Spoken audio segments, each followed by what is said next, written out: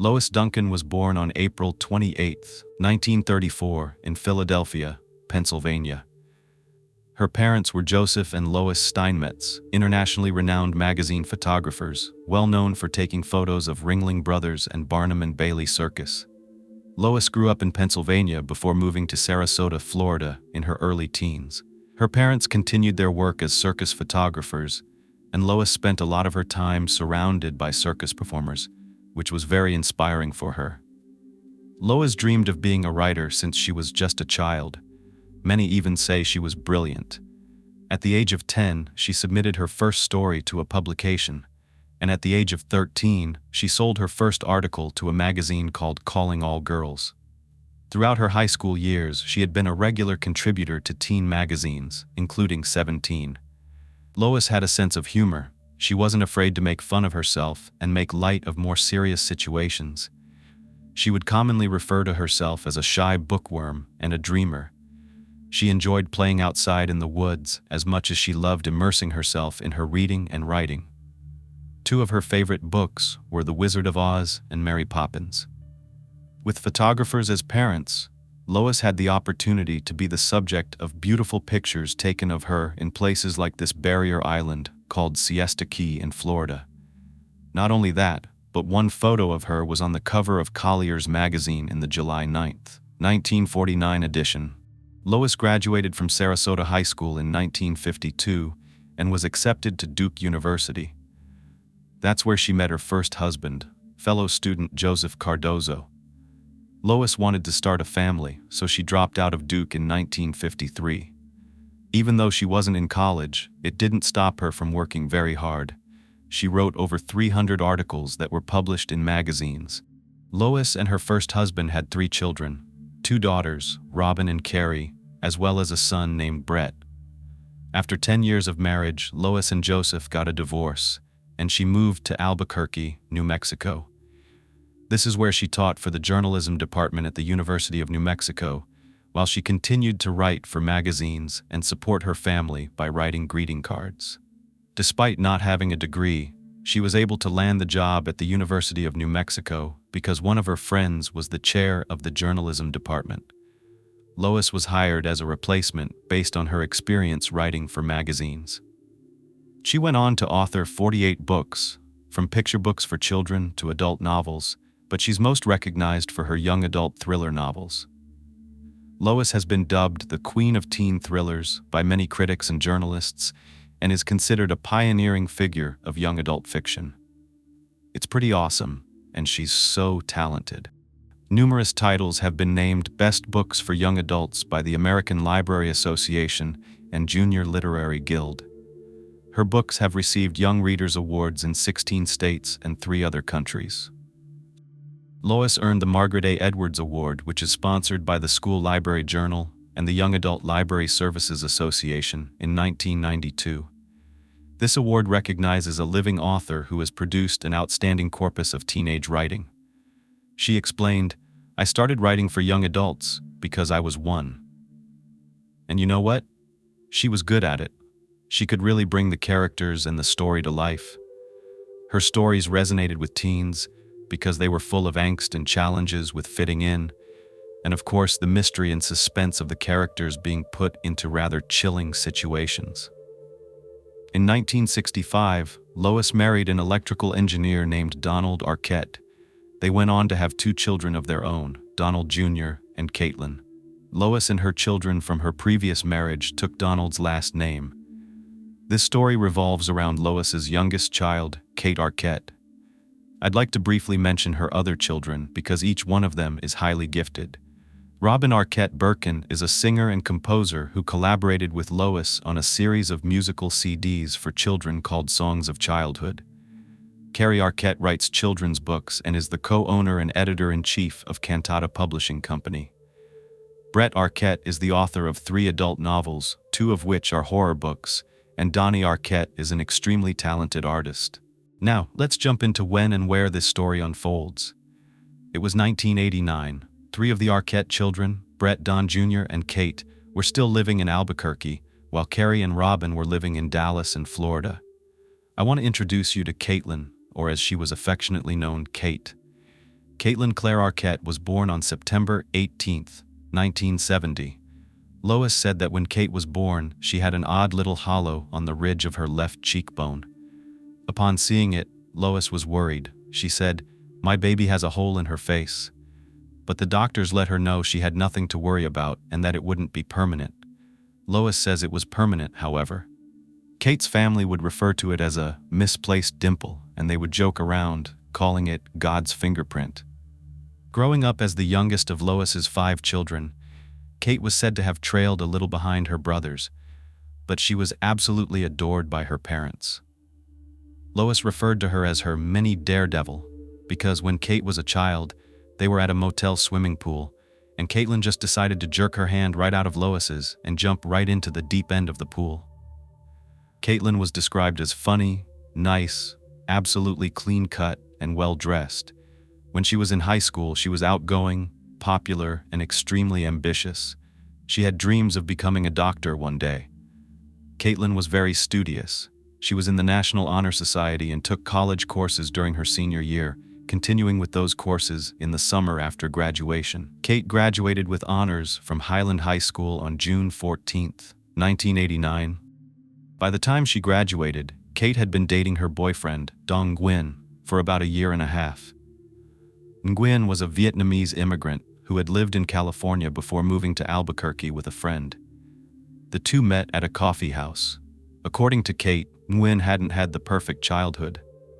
Kate described his childhood as horrific due to the difficult journey he endured to reach America.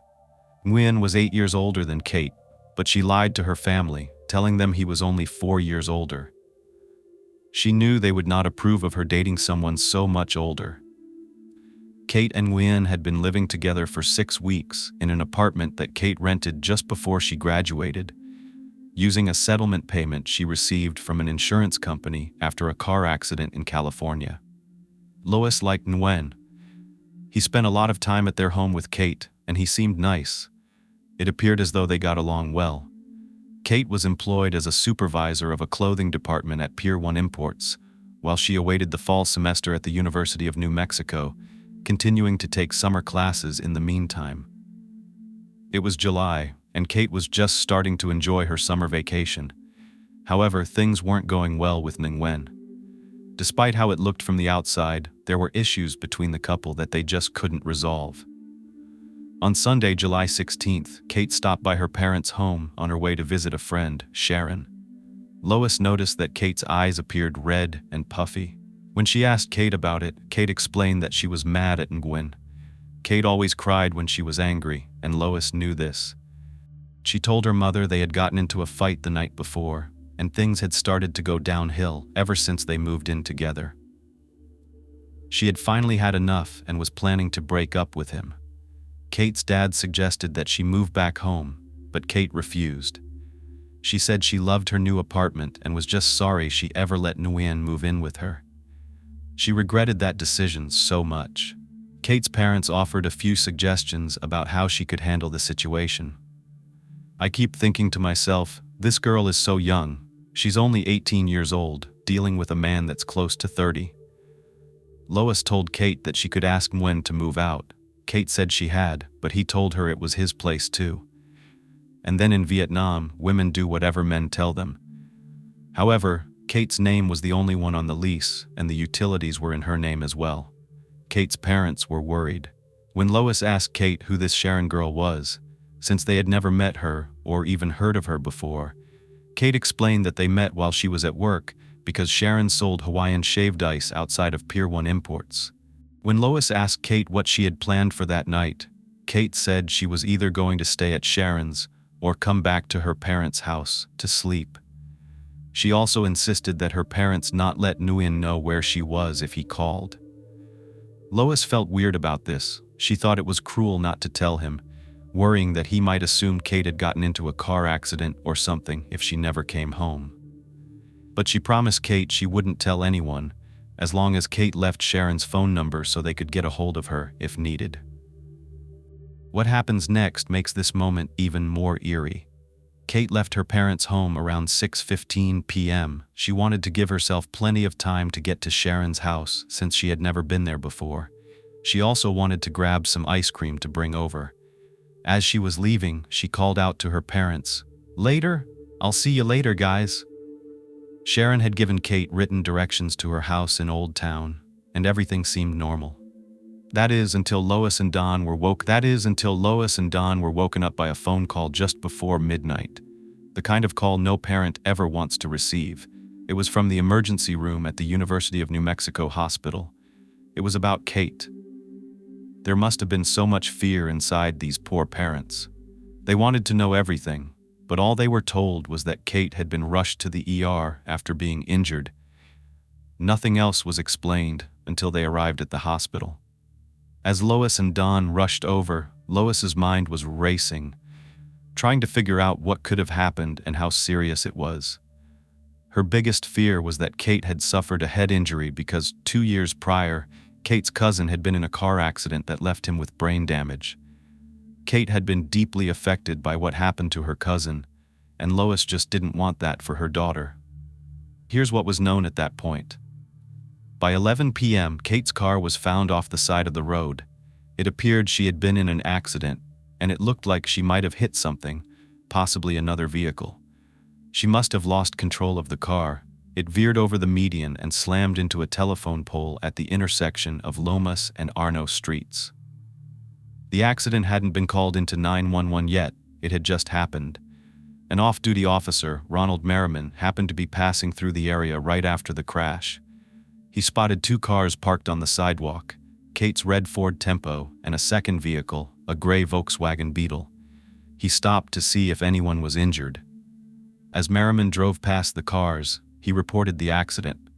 At the time, he didn't believe there were any injuries because he saw a man standing next to Kate's car. The officer was wrong. It wasn't until he and the young man approached Kate's car to investigate that they found her seemingly unconscious, drenched in blood, and sprawled across both front seats. They didn't move her, but could hear her quietly moaning and crying.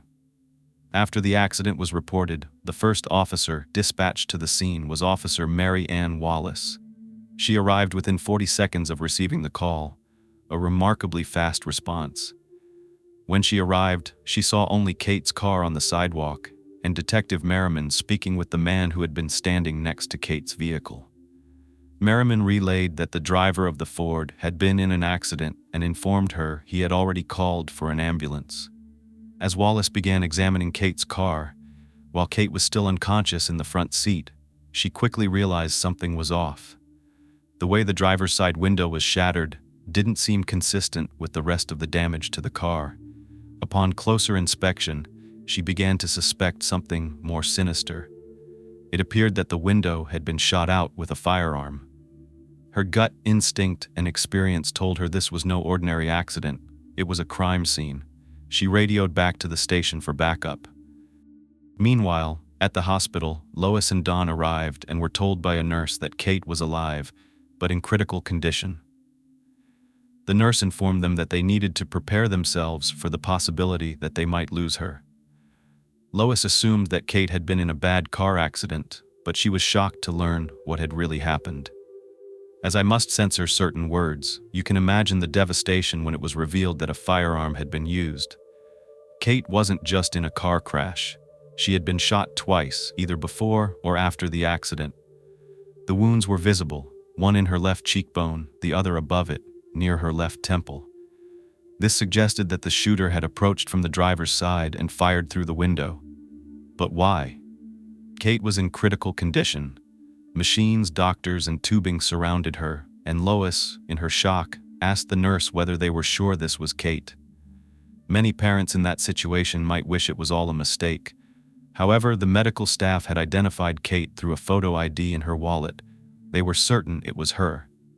Kate had been somewhat recognizable before the injuries became more severe, but she was now placed on life support. The doctor delivered devastating news. While it was possible, it wasn't probable that Kate would ever regain consciousness. Lois and Don were in disbelief. Just hours earlier, Kate had been at their house, walking and talking, alive. Now she was clinging to life. They immediately called their other children to rush to the hospital. While Carrie, Don Jr., and Brett were able to make it relatively quickly, Robin, who was in Florida, couldn't get a flight until the next day. Back at the crime scene, Officer Merriman took down the name and phone number of the young man who had been next to Kate's car when he arrived. The man explained that he had been driving by, saw Kate's car, and stopped to check if she was okay. He hadn't even had time to call 911 before Merriman arrived. More officers soon joined the scene, examined the area, and allegedly left before the paramedics arrived, although there is some dispute over this. After speaking briefly to the man with the Volkswagen Beetle, Merriman didn't question him further, satisfied with the information provided. He was focused on staying with Kate until the paramedics arrived. Officer Wallace, meanwhile, was directing traffic. However, things took an odd turn. When paramedics finally arrived, they stated in affidavits that there were no officers, police cars, or anyone else at the scene. They almost missed it entirely because no one was there to guide them. If this is true, it means Kate had been left unattended until medical help arrived. We'll dig deeper into this later. At the crime scene, police found a piece of paper with written directions to Sharon's house on the floorboard of Kate's car. Using this as their only lead, they headed over to Sharon Smith's house. Sharon told police that Kate had arrived around 9:30 p.m. They ate dinner together before heading to a friend's house to help with interior decorating. According to Sharon, Kate was extremely upset, bursting into tears several times for no apparent reason. Kate had also made Sharon call her apartment multiple times to see if her boyfriend, Nguyen, was home. Kate didn't want to speak to him, but she wanted to know where he was. Each time they called, there was no answer. Sharon called Kate's apartment for the final time at 10:40 p.m., but there was still no answer. As the night wound down, Kate decided to leave. Despite Sharon inviting her to stay, Kate insisted she needed to get home to study for her summer classes. Sharon admitted that she wasn't typically intuitive, but she had a bad feeling about Kate leaving that night. Kate left Sharon's house around 10:45 p.m. in her red Ford Tempo, heading east on Lomas Road, presumably on her way to her parents' house.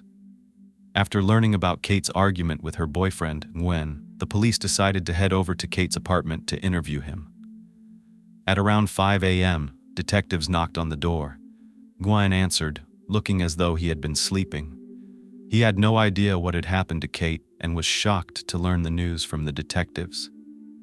When asked what he had been doing that night, Nguyen said he had gone out to play pool and have some drinks with friends.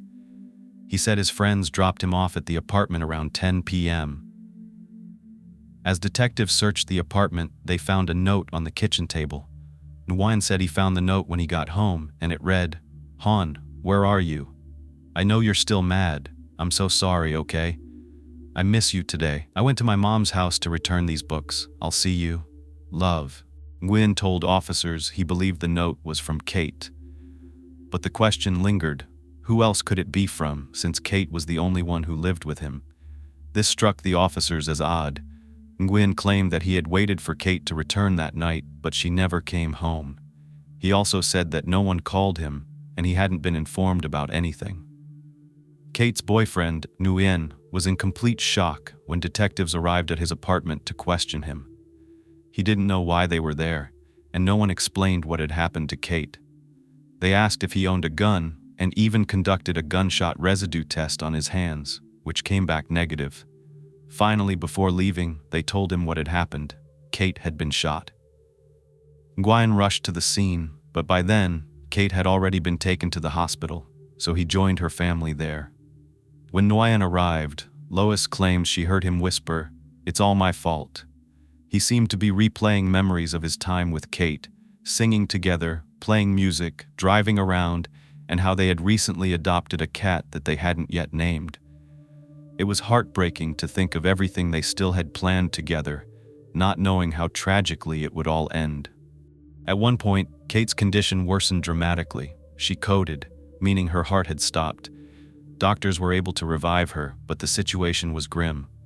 Lois and Don, exhausted after a long and emotional night, went home to rest, but their phone kept ringing, making them anxious that it could be the hospital. Unable to relax, they decided to return to Kate's bedside. When they arrived, Carrie told them the devastating news. Kate had suffered a hemorrhage that flooded her brain stem, leaving her completely brain dead. The family began to say their final goodbyes. Robin, Kate's sister, finally arrived from Florida, just in time to say goodbye. Kate was pronounced dead on Monday, July 17th, at around 8:15 p.m. Her parents decided to donate her organs, knowing it was something Kate would have wanted. Her heart and lungs went to a man named Paul, who received a rare heart and lung transplant that saved his life. Her liver went to Los Angeles, her kidneys to San Francisco, and her pancreas was sent to Miami for research. The speed of events was overwhelming. Lois had recently been telling Kate how she was going to be out of her teens soon, and they had been looking forward to her 20th birthday. Tragically, Kate never lived to see 19. The loss was unbearable, and Kate's family needed answers.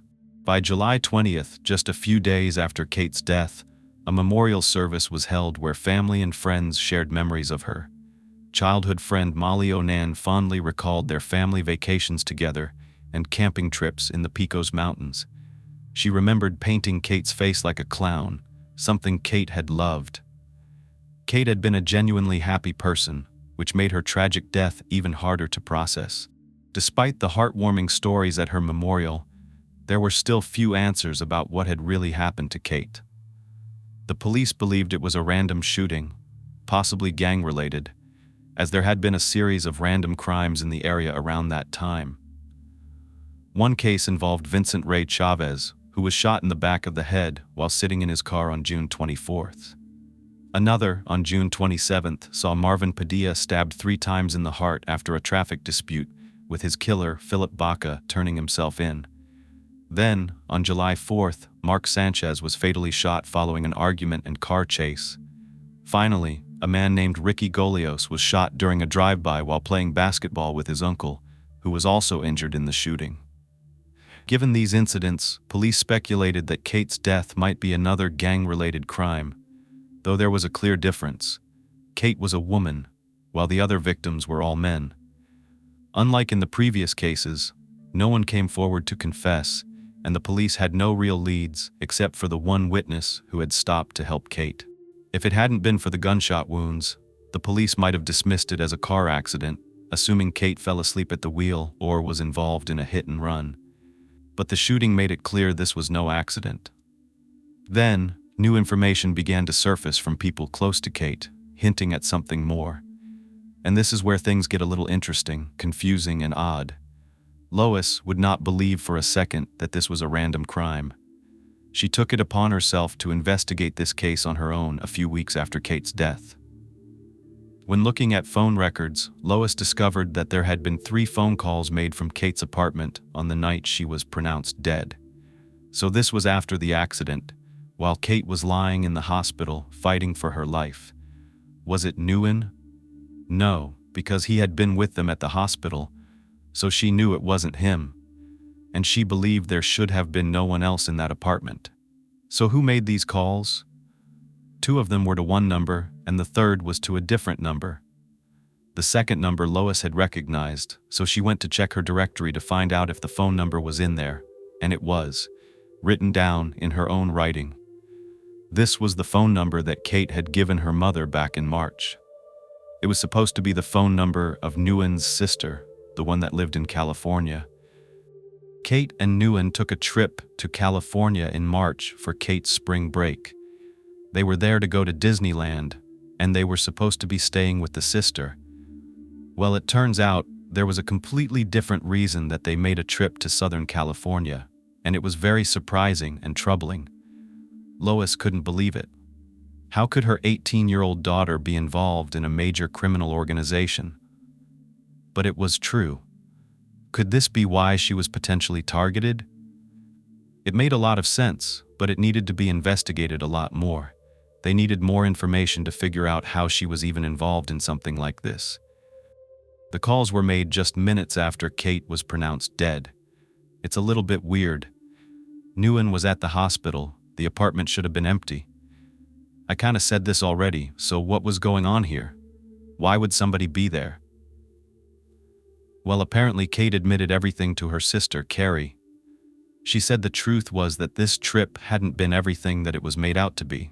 While in California, Nguyen staged a car accident in the car that Kate rented in her own name, with Lois's credit card. This was an insurance scheme, and it was orchestrated by a large group of members of the Vietnamese community that Nguyen knew from back when he lived in Southern California. Nguyen rear-ended a car, which turned out to be driven by people that were in on the scheme. All the individuals involved in this accident complained of soft tissue injuries, and they were all treated by a doctor. A paralegal out of Southern California handled the insurance claim, and eventually both Nguyen and Kate were given $1,500 as part of the settlement. It's believed that the doctor and the paralegal were also part of the insurance scam. This is the money that Kate used to rent her apartment, in which Nguyen started to live. Wow, okay, this is intense. She's 18 years old, and obviously her boyfriend is a bad influence. Lois went to the police about this and gave them the information. She was speculating that perhaps this was a potential motive behind Kate's death. She knew that Kate had issues with Nguyen, and Kate had mentioned breaking up with him. She questioned whether this Vietnamese group thought that Kate was going to blow the whistle on the illegal operation. Lois believed that they could have had one of their members get rid of Kate or hired someone to do it. Police also informed Lois that Nguyen didn't have a sister in California. These calls made from Kate's apartment had been to the paralegal in California, presumably the same one involved in the insurance scam, helping stage all of these fake accidents. This was a lot for the family to take in. It sounds like Nguyen was bad news. However, it seems as though Nguyen took Kate's death very hard. He went to Lois one night and told her that he was having trouble sleeping. She gave him 2 sleeping pills, but Nguyen asked her for the whole bottle. Lois ended up refusing to give him any more.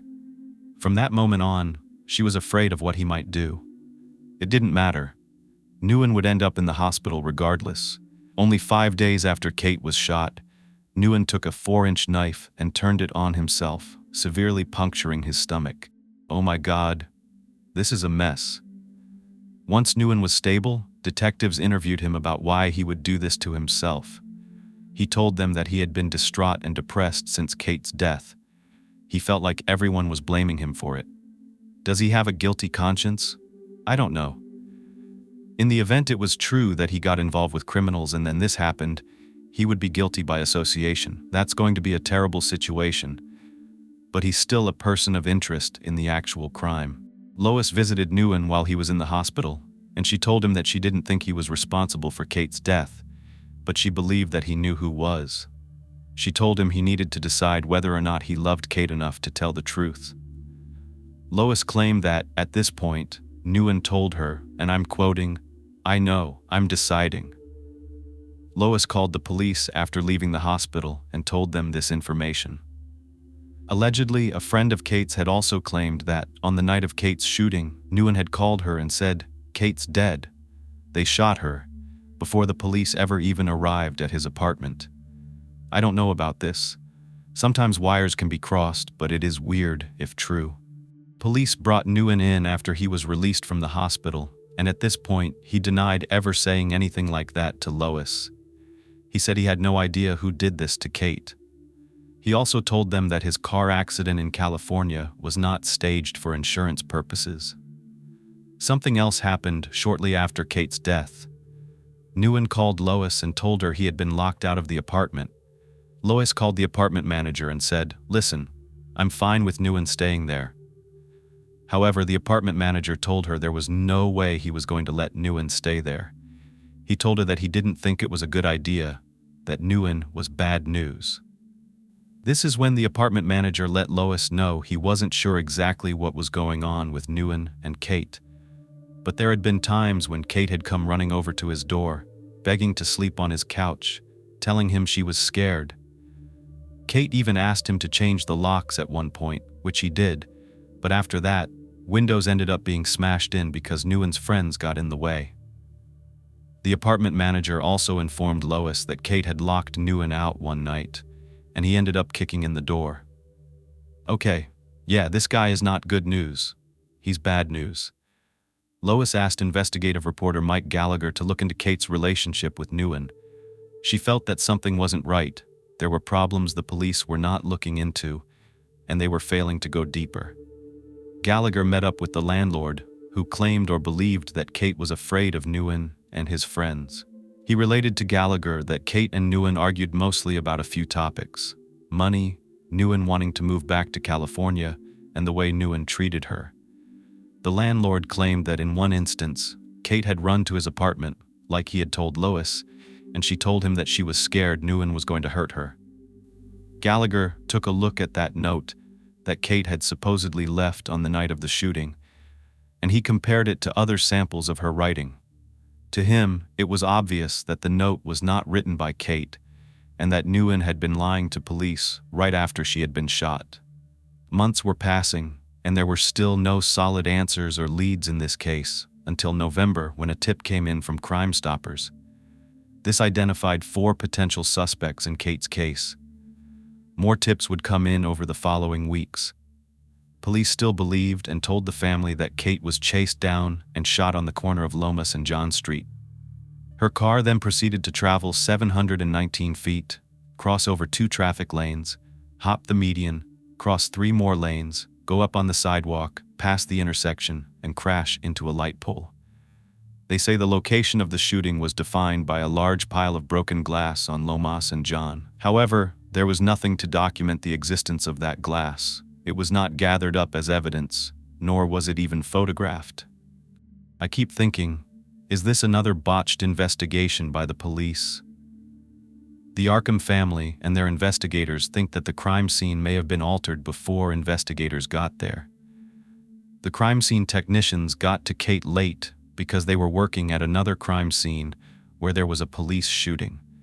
Reports state that the technicians were met at the crime scene by Sergeant John B. Gallegos. When investigators dug deeper, they realized that many of these reports were not based on first-hand accounts of the crime scene.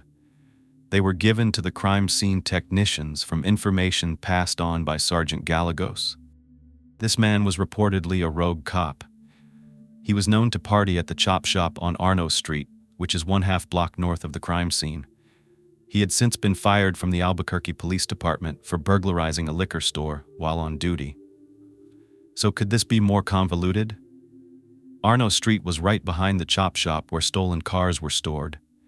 It also served as a drug distribution center. This was a known hangout for rogue cops, including Gallegos.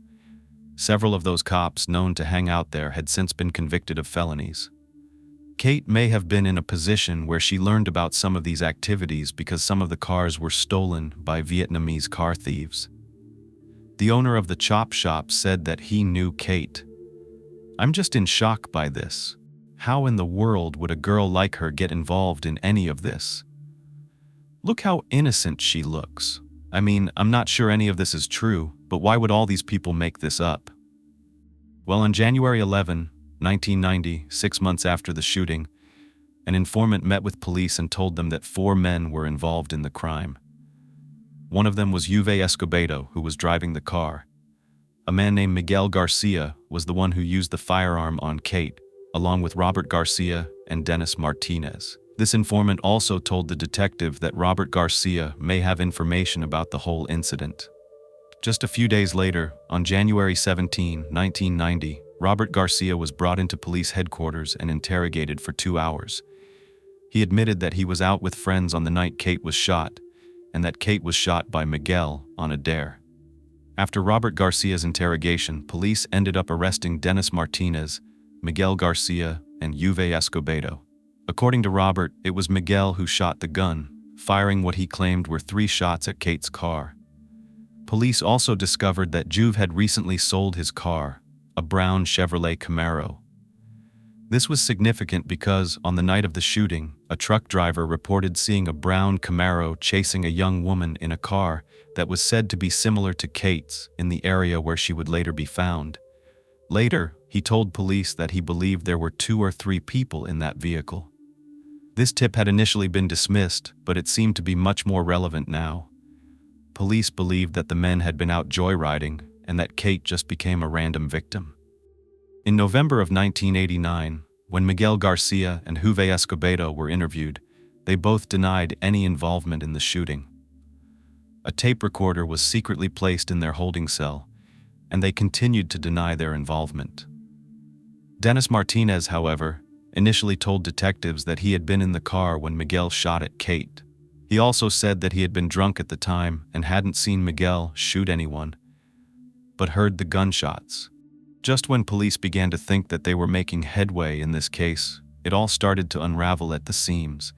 Police discovered that Robert Garcia, the man they interrogated, who provided them with all that information, the names of all the other men, had been in jail on the night that Kate was shot.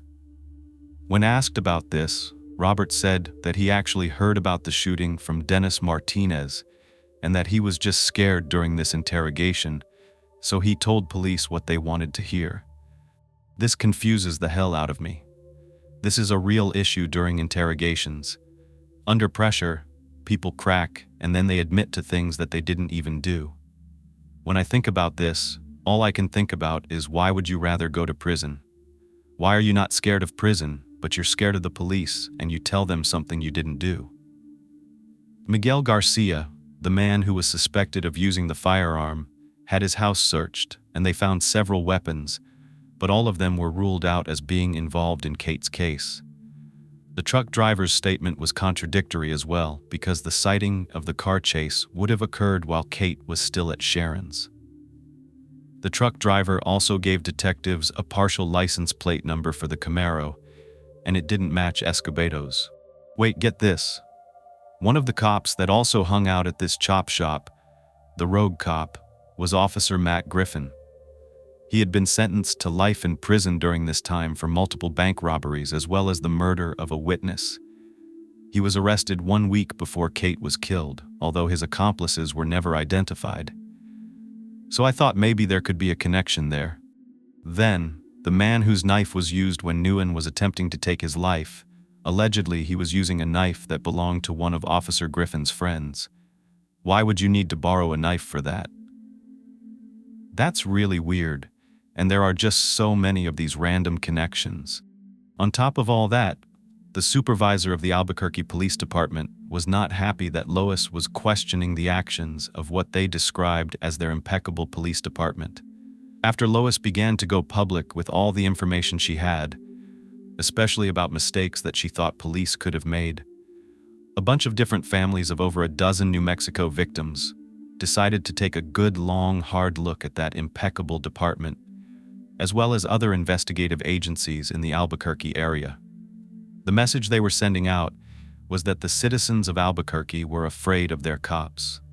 Police in New Mexico have a long and ongoing track record of corruption. In February of 1990, Dennis Martinez was released without charges, and in April of 1991, all the charges against Miguel Garcia and Juve Escobedo were dropped due to insufficient evidence.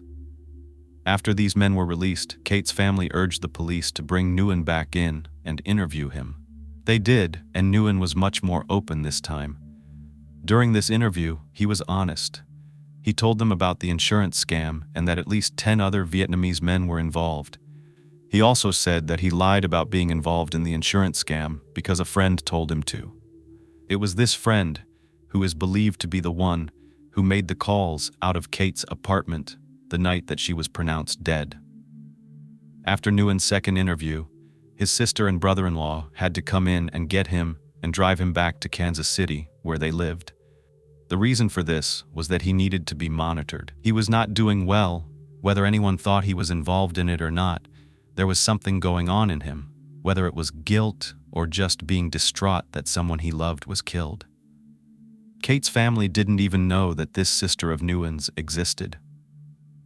What Lois wanted everyone to remember and thought was very important for the police was that looking into Nguyen's friends was vital because they were involved with large-scale organized criminal activities in Los Angeles and multi-million-dollar insurance frauds. Lois didn't think that the police ever took that seriously, and maybe not. That's why Lois was compelled to use her own notoriety to get the word out about Kate's death. In 1992, Lois wrote a book entitled Who Killed My Daughter? This book was basically a brief of everything that happened in her case, and the night of the shooting and what happened in the investigation It was also a plea for any information that people may have related to Kate's murder. With the publication of Lois's book, Kate's case started to garner more attention. It was featured on Good Morning America, Larry King Live, The Sally Jesse Raphael Show, Sightings, and Unsolved Mysteries. What happened in July of '89? Kate left our home at about 6:15, saying she was going to her girlfriend's house for dinner.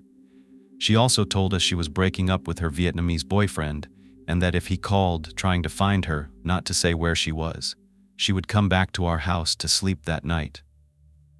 When she left the girlfriend's house at about 11:15, she was chased down and shot twice in the head within minutes. How did the police thoroughly investigate this? They did a good job at that point, yes, and then our family began to find out some things that made us think differently. The family was desperate for tips and answers. I wish this wasn't the reality of the situation, but this case ends up going cold. Year after year, there's still information coming in, but none of it really seemed to be promising. There was one tip in 1995 from a private investigator named Pat Caristo. She was watching Sally Jesse Raphael, and it was featuring Kate's case. She contacted the show and said she had information that she thought Lois and the police department had missed. Caristo had her own private investigation business, and she was the one that was hired by a lawyer who was working on the insurance claim related to Kate's case. So she was looking into things related to Kate already. And as she was reading police reports from that time, she learned that the young man who had been at Kate's car whenever the police arrived was 21-year-old Paul Apodaca. He had been reported to be driving the gray Volkswagen Beetle. Witnesses also reported having seen this vehicle in the area before that. This was the man that said, "I'm just passing through. I was on this well-traveled road, saw what happened, got out, wanted to know if I could help." Police had taken his contact information and then let him leave. Kate's family said that they had no real idea who pulled the trigger on Kate, but the one thing they felt very strongly about was that she was not shot randomly by people that were just out on a spree, having fun shooting a pretty girl in a red car. They believed she was killed because she was going to expose the illegal activities involving her boyfriend and his companions. The case still remained cold. There were no bullets and no casings that were ever found. So there was no way to determine if the small caliber bullets that were in Kate's head were the same caliber as the ones that were in the door frame of her car. If you take a look right here, this is the door frame. The size of the hole in the frame seems to suggest there were maybe two different firearms. It's all too confusing. As Caristo continued to look into the case herself, she came to the conclusion that she believed Kate had not been shot while she was driving and then veered off the road. She believed that Kate had most likely been hit and forced off of the road, which she claims is supported by the damage to the left member of her car. Then she thinks that after Kate crashed into the light pole, she put her car in park, and then the shooter approached her and shot at close range through the window. This evidence, of course, is all contrary to the police's version of events, so there was so much debate about what happened. Lois claimed that the Albuquerque Police Department had maintained for years that the suspects they initially arrested, Miguel Garcia, Dennis Martinez, and Juve Escobedo, were responsible for what happened to Kate, but they just did not have enough evidence to convict them, and that's why they basically closed the case. An online campaign ran in 1997 and urged the public all across the United States to email New Mexico officials and convince them that Kate's case needed to be turned over by the Albuquerque Police Department to another agency. I agree, a second opinion and fresh eyes is always a good choice in a case like this. In 2003, the Bernalillo County Cold Case Squad looked into Kate's case, and at this point they determined that they also believed Kate had been shot after her car collided with a light pole. They said that due to the accuracy of the shots, it appeared as though they had been fired at close range and not at a moving target. Wow, so why? It seems more and more like it was planned now that she was targeted. Lois would not give up. She insisted that the truck driver go under hypnosis to see if he could recall any more information about the night that he claimed to have spotted Kate's car. This truck driver agreed, and I know this is a non-conventional way of investigating a crime, but I think you're desperate during this session. The truck driver said Kate was being chased, and that she was chased twice that evening, once on her way to Sharon's and again when she left to go back to her parents' house. He said he saw a girl in a car that resembled Kate being chased and harassed by Hispanic men in a Camaro in the same area of Lomas. But he reported that Kate's Ford Tempo was headed west in the direction of Sharon's house, not east in the direction that Kate was driving to her parents when she ultimately got killed. The truck driver witnessed this incident over an hour before the shooting. At the same time, police reports say that Kate was driving to Sharon's house. It just still wasn't adding up. Anyway, they were trying to make it work, it just wasn't. Another thing that I thought was interesting, I'm not against it, but I'm not sure how you feel about it, is psychic investigations. On June 20th, 1994, psychic Robert Petro in Sedona, Arizona, taped a trance reading in reference to Kate's case. How do you feel about this? Because I want to say something. In law school, we did learn about psychics and how police do use them. They aren't the end-all be-all, and who knows how it works, but they are used in criminal investigations and have proven to be accurate in some cases. Like I was saying, I guess families are so desperate they're going to try anything. Are you wondering what I was wondering? What was said in this trance reading? Because I know I wanted to know. This was all from a website, by the way, that the family owned and operated called realcrimes.com. It was dedicated to families who were trying to find answers and believed their loved ones' cases included police corruption. The motto on this website was, "Real cover-up and corruption by law enforcement, real family frustration and heartbreak." On the section of the site dedicated to Kate's case, there is a disclaimer that says information from psychics, even the most gifted ones, is seldom totally accurate, as it's based upon impressions received by extrasensory perception and is subject to various interpretations. I've used a psychic before. I pretty much do it all in good fun. Sometimes it helps guide me in a way because it helps me think about things. Tell me your thoughts. Now that we know all of that, this is what was reported by psychic Robert Petro during the trance session. This is what he says he saw. Are you ready? I'm going to tell you when this begins and when it ends because I'm going to be talking a lot right here. This is everything he says he's seeing in this trance-like state. He says, "I see more than one car. The girl is stopped. Her boyfriend is having a very serious dispute with a trio of other young men. They seem to be arguing over this girl, and they reprimand him. They're afraid that he has revealed information to her. One man walks within range of this young girl and shoots her. I don't feel that the car pulled alongside. I feel that everyone was stationary, and then right after the shooting, they left. I feel that the gun was thrown out of a window. I feel that evidence will surface that this group of boys belong to an Asian mafia. This is a close clan, and they will do anything to eliminate exposure. I feel that new evidence will surface because one of the men will be apprehended and will try to make a deal. I feel that the boyfriend is basically a good person, but was hooked up with the wrong people. I feel that his life is now in danger. He will be constantly inconsistent with his information. Right in the heart of Albuquerque, there's some sort of garage or warehouse where they're doing alterations on automobiles. I feel that it also includes local people, meaning Mexicans. I feel that they have altered documentation and paperwork, that it all appears to be forgeries. I feel that we are dealing with a lot of different players who are very dangerous, but the brains are the Asians. The obstruction of the Albuquerque Police Department in the investigation of this murder only involves a couple of people. It does not involve the department in general. I feel that by the time the investigation got into the hands of the case investigators, it was already diluted, and all of the evidence wasn't given to them.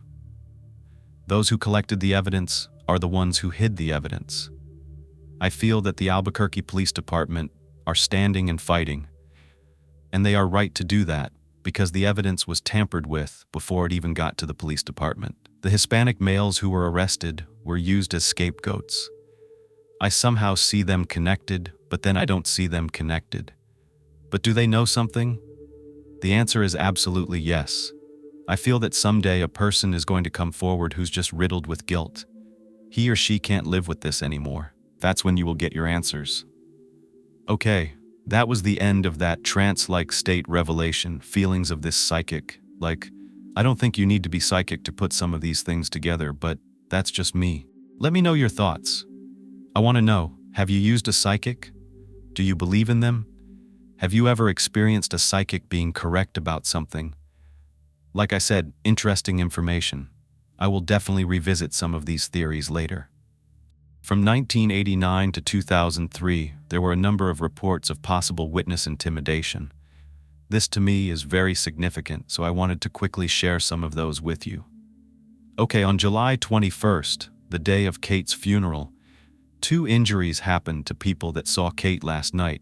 Sharon had to miss the funeral because she was in the emergency room due to a severe injury to her arm that she said happened because her dog bit her, but it's believed that the scar suggests something else. Now, all this information is found on Lois's website. I just want to make sure you know that I don't know where it came from, but this is Lois's account of what happened. This was also the same day that Newman allegedly attempted to take his own life with the weapon that belonged to someone else. This happened in the room of one of the men who was one of his alibis for the night of the shooting. On August 2, 1989, Newman's drug dealer apparently ended up with a slashed wrist. They said it was self-inflicted, but get this. That same day, 2 of the drug dealer's friends who were there when it happened also had their arms and wrists slashed. What? Again, I don't know the sources of this information. It was on the family's website dedicated to uncovering the truth about what happened to Kate. But that seems really odd. Why are all these people getting injured? In February of 1990, one of the men that had allegedly been involved in the drive-by when Miguel used the firearm, Dennis Martinez, was found lying in a doorway with his arm slashed too. 2 years later, on February 4th, 1992, shortly after charges were dropped and he was released from prison, Miguel Garcia was shot in the lower portion of his right abdomen, and the bullet came out of his back. It was so close to his spine that the doctors thought he was going to be paralyzed. He ended up surviving. Allegedly, this was also self-inflicted. The last one mentioned on the site was from September 24th, 2003, when Robert Garcia, the alleged eyewitness to Miguel in the car, who later turned out to be in prison at the time of the shooting, was found dead of a drug overdose. Someone had dragged his body into an alley and left it there. No wonder this case was so hard to solve, because there are just so many theories and weird things like this happening. But here's my train of thought. The people we're talking about are criminals, and if you don't know by now, criminals get themselves in interesting, violent, and dangerous situations. So it's not really that uncommon for these risk situations. I don't even know. But as far as, somebody in an alleyway or some of these other things, it's like, oh, you play with fire, you're going to get burned. Later in 2013, Lois wrote a sequel to her book, Who Killed My Daughter, entitled One to the Wolves, on the Trail of a Killer. There were basically 3 major theories at this point. The first one was the Vietnamese connection, which Kate's family strongly believed in, but police had ruled out a long time ago. Lois said at one point that since her family started looking into what happened to Kate, they had received several death threats, and that she believed they were from members of a Vietnamese gang. The second theory was that it was those 3 men who had been previously arrested, but their conflicting statements and the lack of evidence just made it impossible for them to be charged. This was the theory that the police stood by the most. The third theory was that that man by the car, Paul Apodaca, had something to do with it. That police didn't do their due diligence, they dropped the ball, and they didn't question him enough or get enough information from him. I'd like to know, what did they do when he was on the scene? What questions did they ask him? Did they search his car? Did they ask him if he had a gun? Did they look if there was any blood on him? Why didn't they do a gunshot residue test on him? Why when this guy's on the scene? Did he have a criminal record? I mean, what was the proper procedure, and was it followed? At this point in her career, Lois decided she could no longer write horror stories anymore, so she switched to writing children's books. She said that she couldn't continue writing about young women in life-threatening situations. It hit way too close to home for her. Kate's family saw 4 potential motives for Kate's death: Asian crime in New Mexico and California, drug smuggling, New Mexico drug activities, which is kind of the same thing as drug smuggling, police corruption. I don't know why, I guess I do, but I kept thinking this may really have been random. I said that twice. There are so many crazy people out there on drugs. Not even smuggling, not even in crime rings, but straight up off the rails. Lois put so much work and effort into trying to solve her daughter's case, and sadly Lois passed away at the age of 82 on June 15, 2016, so she never got to see any justice done. It was very questionable at that time whether justice would ever be done. Lois passed away at her home in Bradenton, Florida, and the cause of death was never disclosed. However, her husband said that she had suffered a series of strokes in the years prior. I guess I just have a really curious mind, but I would like to know how she passed away. Why not disclose it? But most of all, I wanted to know what actually happened to Kate. You're finally going to find out. This case was on Unsolved Mysteries. They were soliciting tips from all over the country, but nothing came out of it until 32 years later, on July 20th, 2021, almost exactly 32 years after Kate's murder. Yes, 32 years. It's unbelievable. You know, all those series, all the hard work that Lois put in, all the speculation, the private investigators, the alleged police corruption, the psychics, none of that had to do with Kate's death for the most part. Instead, a serial killer was responsible.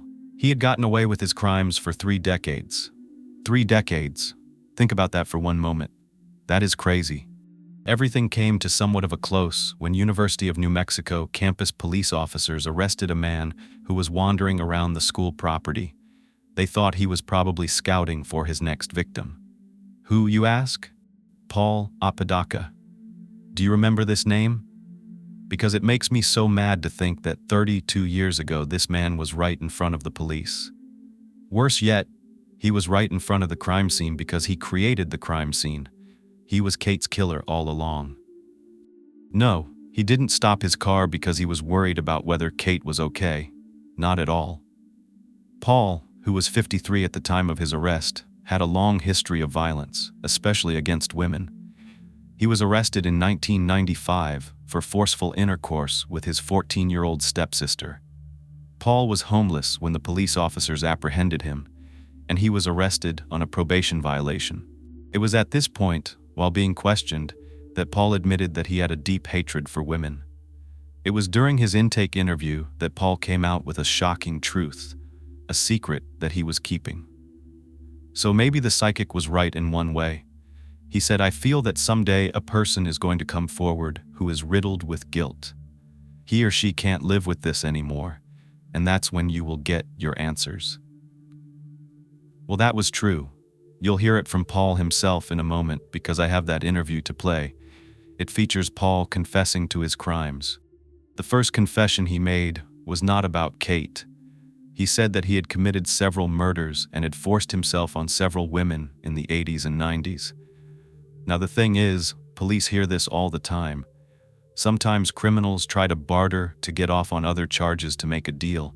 However, the police have a duty to investigate every confession or claim, and it took them several months to look into all the evidence and confirm that Paul had information that only the killer would know. Sadly, that information checked out. First came the indictment for the death of Althea Oakley. I know that this video is about Kate, but if you know me, you would know I can't pass over a victim without giving them the respect and attention that they deserve. Just because Kate's case was more widely publicized because of her mother's career doesn't mean that these other women aren't important. So I briefly want to tell you about Althea and how she died. On June 22, 1988, 21-year-old Althea was walking home alone when Paul spotted her. He went after vulnerable women who were easy targets because they were alone. He came up behind her, grabbed her, and stabbed her 5 times in the chest and stomach for no other reason but the fact that he could. She wouldn't have been alone that night, but she had gone into an argument with her boyfriend at the frat house on the University of New Mexico campus and was going home upset. I would feel so much guilt. I know it's not her boyfriend's fault, but it must haunt him, because I know it would haunt me. Police say Apodaca told them he wanted to confess to the crimes. What he told officers about the Oakley case matched the crime scene and evidence. She was stabbed to death walking home near TVI, which is now CNM. He said he planned to rape her because he hated women, but he ended up killing her. After Paul's confession about Althea, a witness actually came forward. And we do have a video. It's a little hard to understand her, but she tried to help her the night of the attack. She wanted to remain anonymous when they interviewed her on TV, but she lived right in front of where this happened. She said that she heard screams, so she ran out to see what happened, and she saw Althea. There was just so much blood, and it had been so long, but she could remember some things. The one thing she said that she remembered was that Althea did not want to die, and that made me sad. That made me sad. She said that Althea collapsed right there in front of her house, and at that point she realized it was nothing she could do, so she just called 911, and they later informed her that Althea didn't make it. I'm gonna let you hear what she had to say, but she was just really glad that he was finally caught. It was a lot of blood, and like I said, it's been so long ago, but I remember she didn't want to die, and she collapsed right there. I'm glad that they found him, and I hope it gives him life, because he didn't deserve that. Paul told police that he grew up in that neighborhood where he carried out that crime, and they were able to confirm all the details. Next came his second bombshell confession. He was responsible for the shooting death of 13-year-old Stella Gonzalez. She was walking with a friend at 1:15 in the morning on September 9th, 1988, and this was completely random. He just drove up, aimed for the back of her head, shot, and drove away. I will never understand the level of evil, this level of heartlessness, especially as a mother, that life means nothing to that person. Then in August of 2021, Paul Apodaca was arrested and charged with Althea Oakley's murder. He was charged with Stella's murder in December of 2021, and finally, just a couple of months ago in February 2022, he was indicted for Kate's murder. Police claimed that he included details in his confession that only the killer would know. Paul is currently awaiting trial. When learning of his confession, Kate's sister Carrie, who is now a criminologist mostly due to Kate's case, is still critical of the Albuquerque Police Department for never questioning Paul and letting him walk away from that crime scene. Carrie said it's only solved because someone stepped forward and confessed. That had nothing to do with the police investigation or lack of it over the years. Carrie feels confident that despite the fact Lois is no longer alive to witness Paul finally being convicted and justice found for Kaitlyn, she feels that Lois's spirit is there and she's looking down. Carrie went on to say that when Paul took Kate from this world, he also took everyone else. It caused the family to grow apart, and after that, the family was broken. These horrific crimes have far-reaching ripple effects into so many people's lives. It is not just the victim dying, it's the future that victim would have had with all the people in their life. It's all the people they'll never meet. It's all the things that their family will never get to see them do.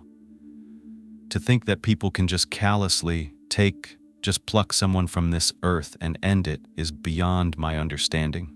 I always try to leave you with a message, something important that I learned from this case. I guess the one thing that stood out to me was, never be alone. I know that's really hard, but they always say like 2 in, 2 out. If you go somewhere with your friends, don't leave them behind. I know it's hard. I was just listening to a story the other night. One of my friends said that a friend of hers met a date on Tinder and then left with him and left her there behind. And maybe you're with other people at a bar, but don't leave your friends behind. 2 in, 2 out. You go with someone, you leave with someone. We can't predict these things. I don't think there's any way Kate could have stopped Paul from doing what he did that night. because he was determined to do it. But I guess I'll say what I always do. Please be grateful for everyone in your life. Tell them how much you love them. Cherish every moment because you truly don't know when it's going to be your last. Imagine you're living in a quiet neighborhood with kids playing safely outside, running and laughing, neighbors barbecuing together. Everyone knows one another. There was no need to even lock your doors. But all of that changed in 2010 when a quadruple murder rocked the subdivision in South Tallahassee, Florida. Someone brutally murdered a family of 4 in their Tallahassee neighborhood. Some officers say it's the most gruesome crime scene they've ever witnessed. Let me introduce you to Miss Brandy Dakita Peters. She was born on Valentine's Day, February 14, 1983, in Bainbridge, Georgia, to her mother, Mary Richard, and her father, Donald Peters. Brandy had 3 brothers, Dennis, Derry, and Dale, and 4 sisters, Teresa, Monica, Nika, and Dana. By high school, the family had moved to Tallahassee, Florida, and Brandy ultimately graduated from Godby High School. She then got some odd jobs here and there until she opened up her own hairstyling business from her home. Brandy had a talent for hair and making it look great. It just came naturally to her. Plus, her mama did it, so she learned from the very best. She had no formal cosmetology training. However, she could come up with the most beautiful, creative hairstyles. Over time, she built up quite a following and routinely worked on her clients' hair. Brandy also loved doing things like crocheting during her leisure time, and when she wasn't doing either of those, she was having fun with family and friends. Of course, I didn't know Brandy, but from what I could tell from everything I read, she was funny. You've got to have a sense of humor, and Brandy was funny as hell. She had a fun energy about her, plus she was kind and wanted the best for those around her, especially her family.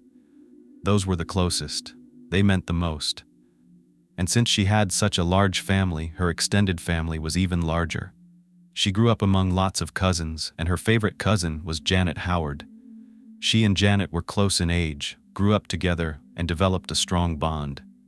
Brandy and Janet were cousins that were more like sisters. There were a lot of similarities between them. Both had very calm personalities, but when you got them lit up, they were both firecrackers. They were not afraid to get loud if something upset them. They stood up for what they believed in and fought for it. They were strong, fierce women. Janet got even closer to Brandy when she was about 18 years old because she was living close by while attending Florida State University. At this time, she met Brandy's then-boyfriend, Antonio Anthony. He was a lot older than these girls and wasn't exactly the best role model. He was one of those bad boy types, a guy who would kind of try to act cool and act younger. But at the same time, these girls were just having fun. They weren't taking life too seriously. After all, they were still in their late teens. By the end of 2003, when Brandy was 20, she found out she was pregnant with Antonio's baby. But soon, they got an even bigger surprise. They were having twins. I've always wanted twins, so that was a very exciting time for them. On September 2nd, 2004, little Tamaya and Tanaya Peters were born. Brandy and Antonio were not married, so the twins retained Brandy's last name. Unfortunately, Antonio wouldn't get to be a part of the twins' lives for very long because he was incarcerated just as the girls turned 1 year old.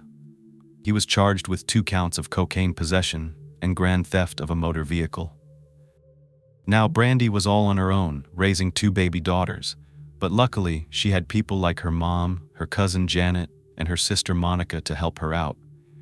Family was so important to Brandy, and when it came to her babies, she would do anything for them. They were her pride and joy. She loved them so much. It was obvious to everyone around Brandy that she loved being a mommy. She worked hard to provide her girls with a good life, but she was hoping to find a partner to share her life with. It was around the 2-year mark when Brandy met someone new.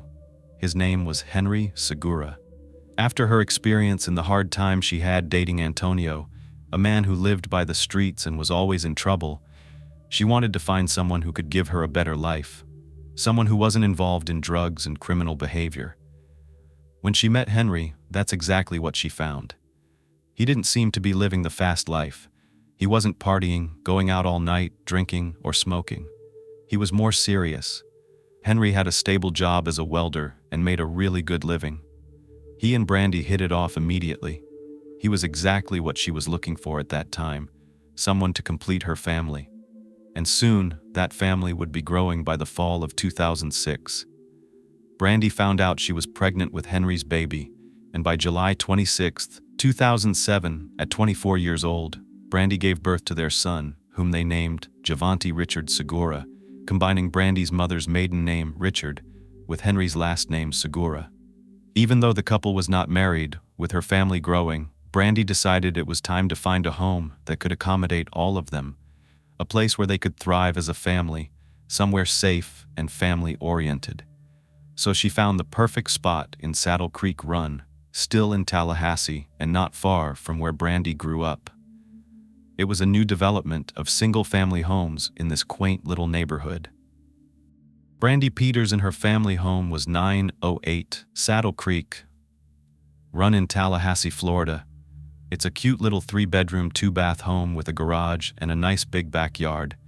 The street is lined with cookie-cutter homes with adorable front porches and white fences.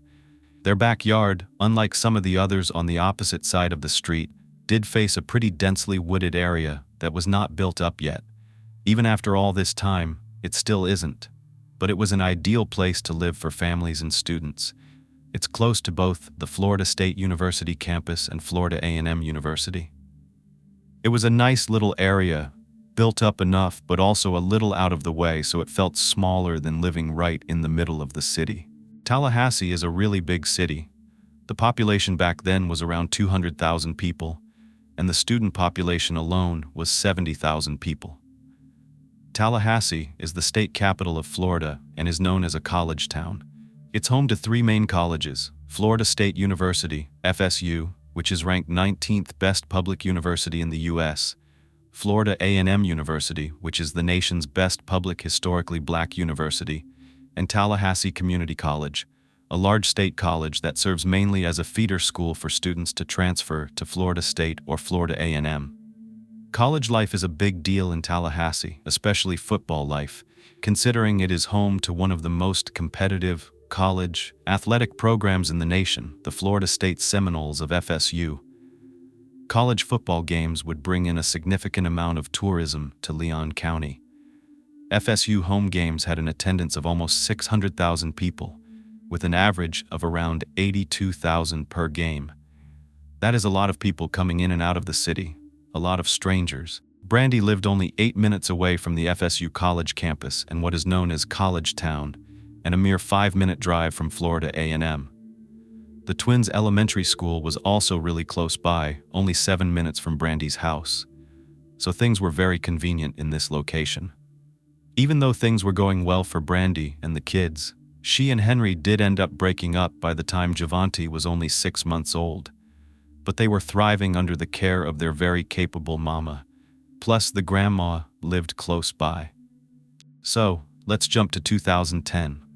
Brandy was 27, the twins were 6, and little Javante was 3 years old. The neighborhood was perfect. They were surrounded by so many other children, and the twins were known as Thing 1 and Thing 2 from Dr. Seuss. They were inseparable. They loved to dress exactly alike. I mean, they were identical twins, after all, so it kind of comes with the territory. The older of the twins, Tamaya, was outgoing and was especially close to her mom. Tanaya was a little quieter and followed her sister's lead. Both of them were little fashionistas. They loved singing and dancing, and they also followed in their mama's and grandmama's footsteps because they loved doing hair. They would style their dolls' hair. They had a talent and loved creating styles. They were absolutely adorable. This picture of them melts my heart. Cute little toothless smiles and the innocence that just exudes from this photo. And they were feisty. They were very smart and ready to challenge you. The girls were also very sweet and would share their toys with the other kids in the neighborhood. Little Javante, or Vante for short, or Tay-Tay as the sisters called him, was a typical 3-year-old. He would run around, having fun without a care in the world. He loved his older sisters and would mimic everything they did. They played for hours together. There was never a dull moment in their household. Vante attended Bond Head Start preschool during the day and loved it. He was said to be wise beyond his years and could engage adults in conversations like he was an old man. She called him her little Pookie. Just like his sisters, Vante loved to sing and dance, and he would also occasionally act like a rapper and entertain his family. A super cute little boy. And he was a mama's boy. Brandy set up an entire room. The door had his name on it. It was painted from the ceiling to the floor with beautiful stripes. She spoiled him. Brandy would spend a lot of the weekday evenings and weekends sitting on the front porch, watching her 3 children play with the neighbors' kids. They would play hide and seek and run around through different neighbors' yards. It was a safe place where she felt at ease, allowing them to enjoy being kids. They would tell people they had the best mommy in the world. She devoted so much time to making sure all 3 of them knew that they were loved.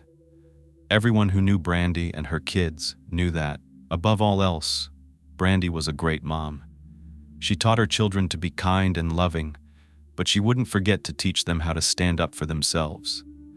One way people described Brandy was that she would never start anything, but she'd be quick to finish it. It was November of 2010, and it was Brandy's cousin Janet's turn to host Thanksgiving dinner. She was excited to see Brandy because, as you know, they were really close.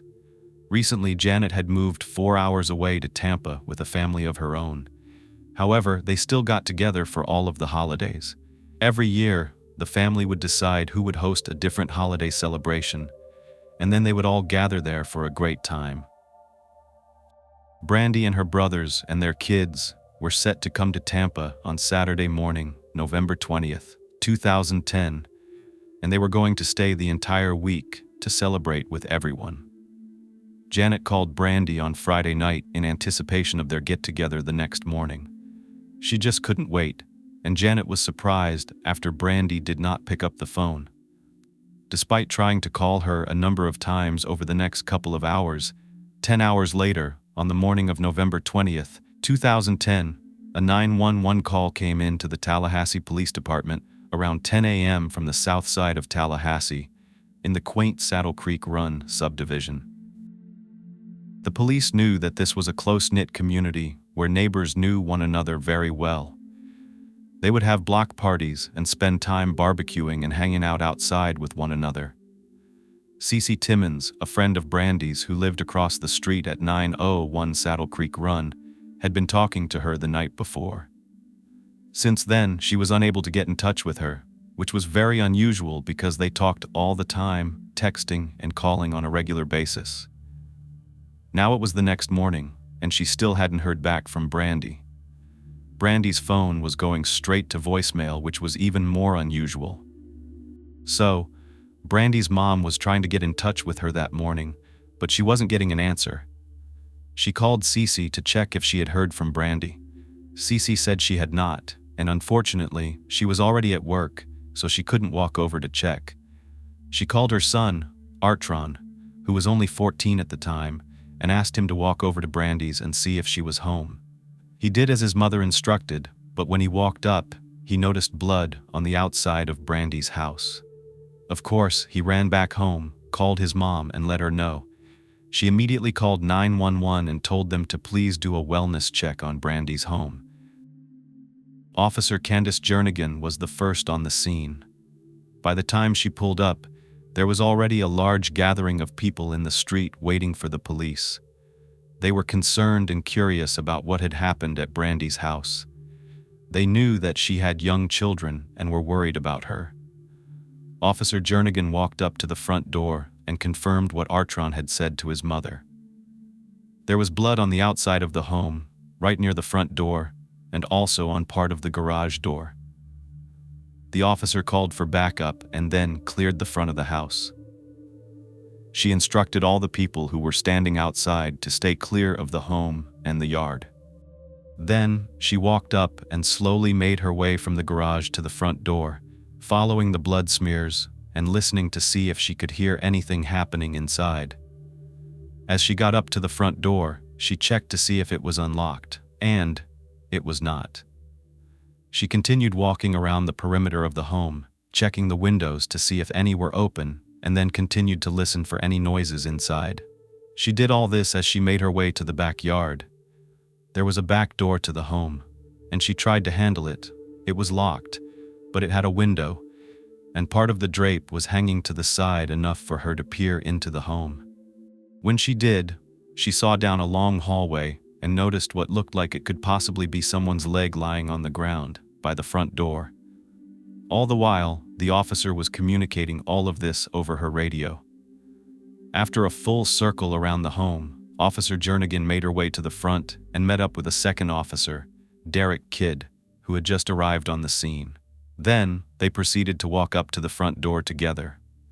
Officer Jernigan had tried the door one more time, but it was still locked. So at this point, she attempted to kick the door in and gain entry, but she was not successful. Officer Kidd took out his baton and broke a small rectangular window to the right of the front door in order to unlock it and gain entry. Officer Kidd then carefully slid his arm inside that window and was able to unlock the door from the inside. There was a deadbolt that he had to unlock to get the door open.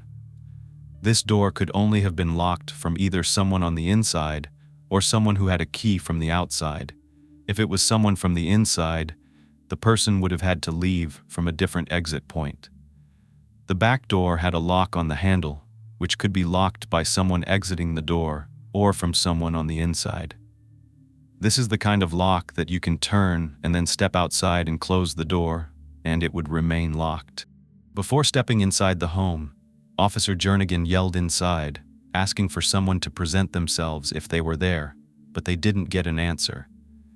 At that time, she looked down and confirmed what she thought she saw when she peered through the back door. There was a body on the floor of the foyer.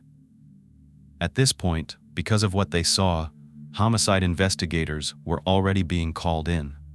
While Officer Jernigan and Kidd made their way inside to clear the house, they walked through to make sure that the perpetrator was not still inside. This could be an active scene. They had to make sure it was safe, ensure there were no other victims who might still be alive, or locate anyone else who might be deceased.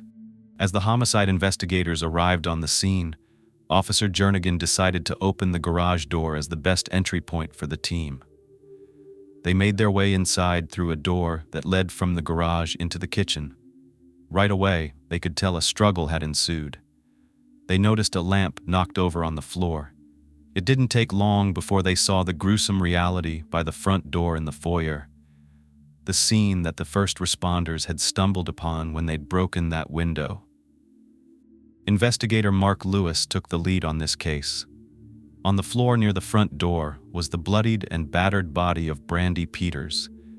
It was apparent that she was already deceased, and the scene was brutal. There was literally blood spatter from the floor to the ceiling, all over the door, the walls, the carpet, everywhere. It was shocking even for officers who had been doing this for years. These were 10-foot ceilings, and yet there was spatter reaching all the way to the top and smears along the lower parts. A drape had been pulled off one of the windows, and they saw a large shovel on the floor just a couple of feet away from Brandy's body. Was this the murder weapon? As they made their way down the hall to the bedrooms, they saw a phone lying on the floor that had been ripped right out of the wall. They believed that this altercation may have actually started in the master bedroom. There were spent shell casings in an attached master bathroom. There was glass blown out in the shower, and they suspected that as Brandy tried to call for help, the killer ripped the phone right out of the wall. Then she was chased down the hallway, where a bullet went right through the door of her linen closet and was lodged inside. This closet was in the middle of two other bedrooms across the hall, which they presumed to be the kids' rooms. But where were the kids?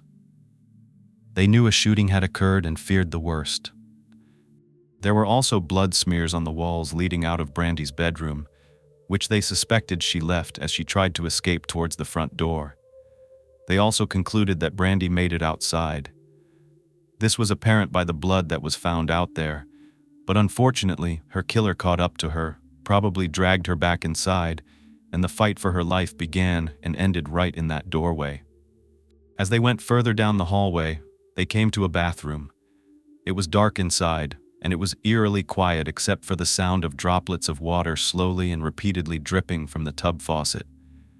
They needed to check every room thoroughly, so an investigator moved a shower curtain aside and looked into the tub. What he saw has stuck with him ever since that day. The bathtub was filled to the top, but the liquid wasn't clear. The water was bright red, and he could see two tiny bodies floating inside. It was the twins. One could clearly be seen, and part of the other twin was visible underneath. And beside her, it wasn't until they removed both of the girls hours later that they made another horrific discovery. The body of a young boy was underneath them. These rooms just stood still, like a snapshot in time from the past. Just hours before, they were full of life. A small pink backpack was on Brandy's bathroom counter, along with hair products, a hair clip, a comb, and a hair dryer, all left as they were after being used for the last time. Crime scene investigators were now on the scene collecting evidence and processing everything. This consisted of taking photos and videos of everything they possibly could. The crime scene would never look this way again. It's imperative to capture the crime scene the way it was when they began the investigation. Of course, police officers did clear the scene, so they had to walk through some of the blood and over evidence. But they're trained to be as careful as possible and preserve the crime scene for the next steps. These photos and videos will be a huge part of the case. It's what they will go back to over and over again after the victims are removed and the home is cleaned up. It's a very important part of this process. This could mean hundreds, if not thousands of photos from every single angle and of every single item that existed in that house. From the simplest things like the dining room table and everything on it, to the actual victims, the way they were when they were discovered. Though an autopsy had not been completed at this time, the victims were preliminarily identified as 27-year-old Brandy Peters, her 6-year-old twins Tamaya and Tanaya, and Brandy's 3-year-old son Javante. It is absolutely heartbreaking and unbelievable. Officers were in the process of notifying next of kin. One by one, Brandy's loved ones were getting the devastating news that Saturday morning. While Janet was getting ready at the hotel and awaiting the arrival of her family members, Brandy's brother Dennis called her, and all he could get out was, "Brandy is gone." But that did not make any sense to Janet. What did he mean, gone? Gone where? You don't expect to hear that your cousin, who you expect to be over any minute, is dead. So your brain tries to make sense of it all. What does he mean by gone? Janet had a mixture of emotions and confusion and told him, "I'm going to need to call you back." She hung up and sat there for a few minutes in silence, trying to comprehend whether she was hearing what Dennis was saying. Was he telling her that Brandy was dead? You don't want to believe this, so she thought of a way to get clarity. She called him back and asked, "Where are Brandy's babies?" He said they were gone too, and that is how she knew what gone really meant. Once the reality set in, Janet called Abdul Howard, another one of Brandy's cousins. Through tears and hysteria, Janet was able to relay the tragic news about Brandy, the girls, and little Vante. It was completely unreal to Abdul. It was shocking, something that you never expect to happen to your own family. This was such a close, beautiful family with so much love for one another. To think a part of that family is permanently ripped away is devastating, and Abdul could not fathom why anyone would want to do this. What was more confusing was why someone would want to do this to children. They are innocent. There is nothing that can justify this ever. Back in Tallahassee, the neighborhood was rocked by the news of Brandy and her children's murders, especially Cece and her family. They wanted answers. They were gripped with fear and wondered if this was a targeted attack or if there was a killer roaming around looking for more victims. It was terrifying, and investigators had no leads. By all accounts, Brandy was an ordinary single mom with lovely young children.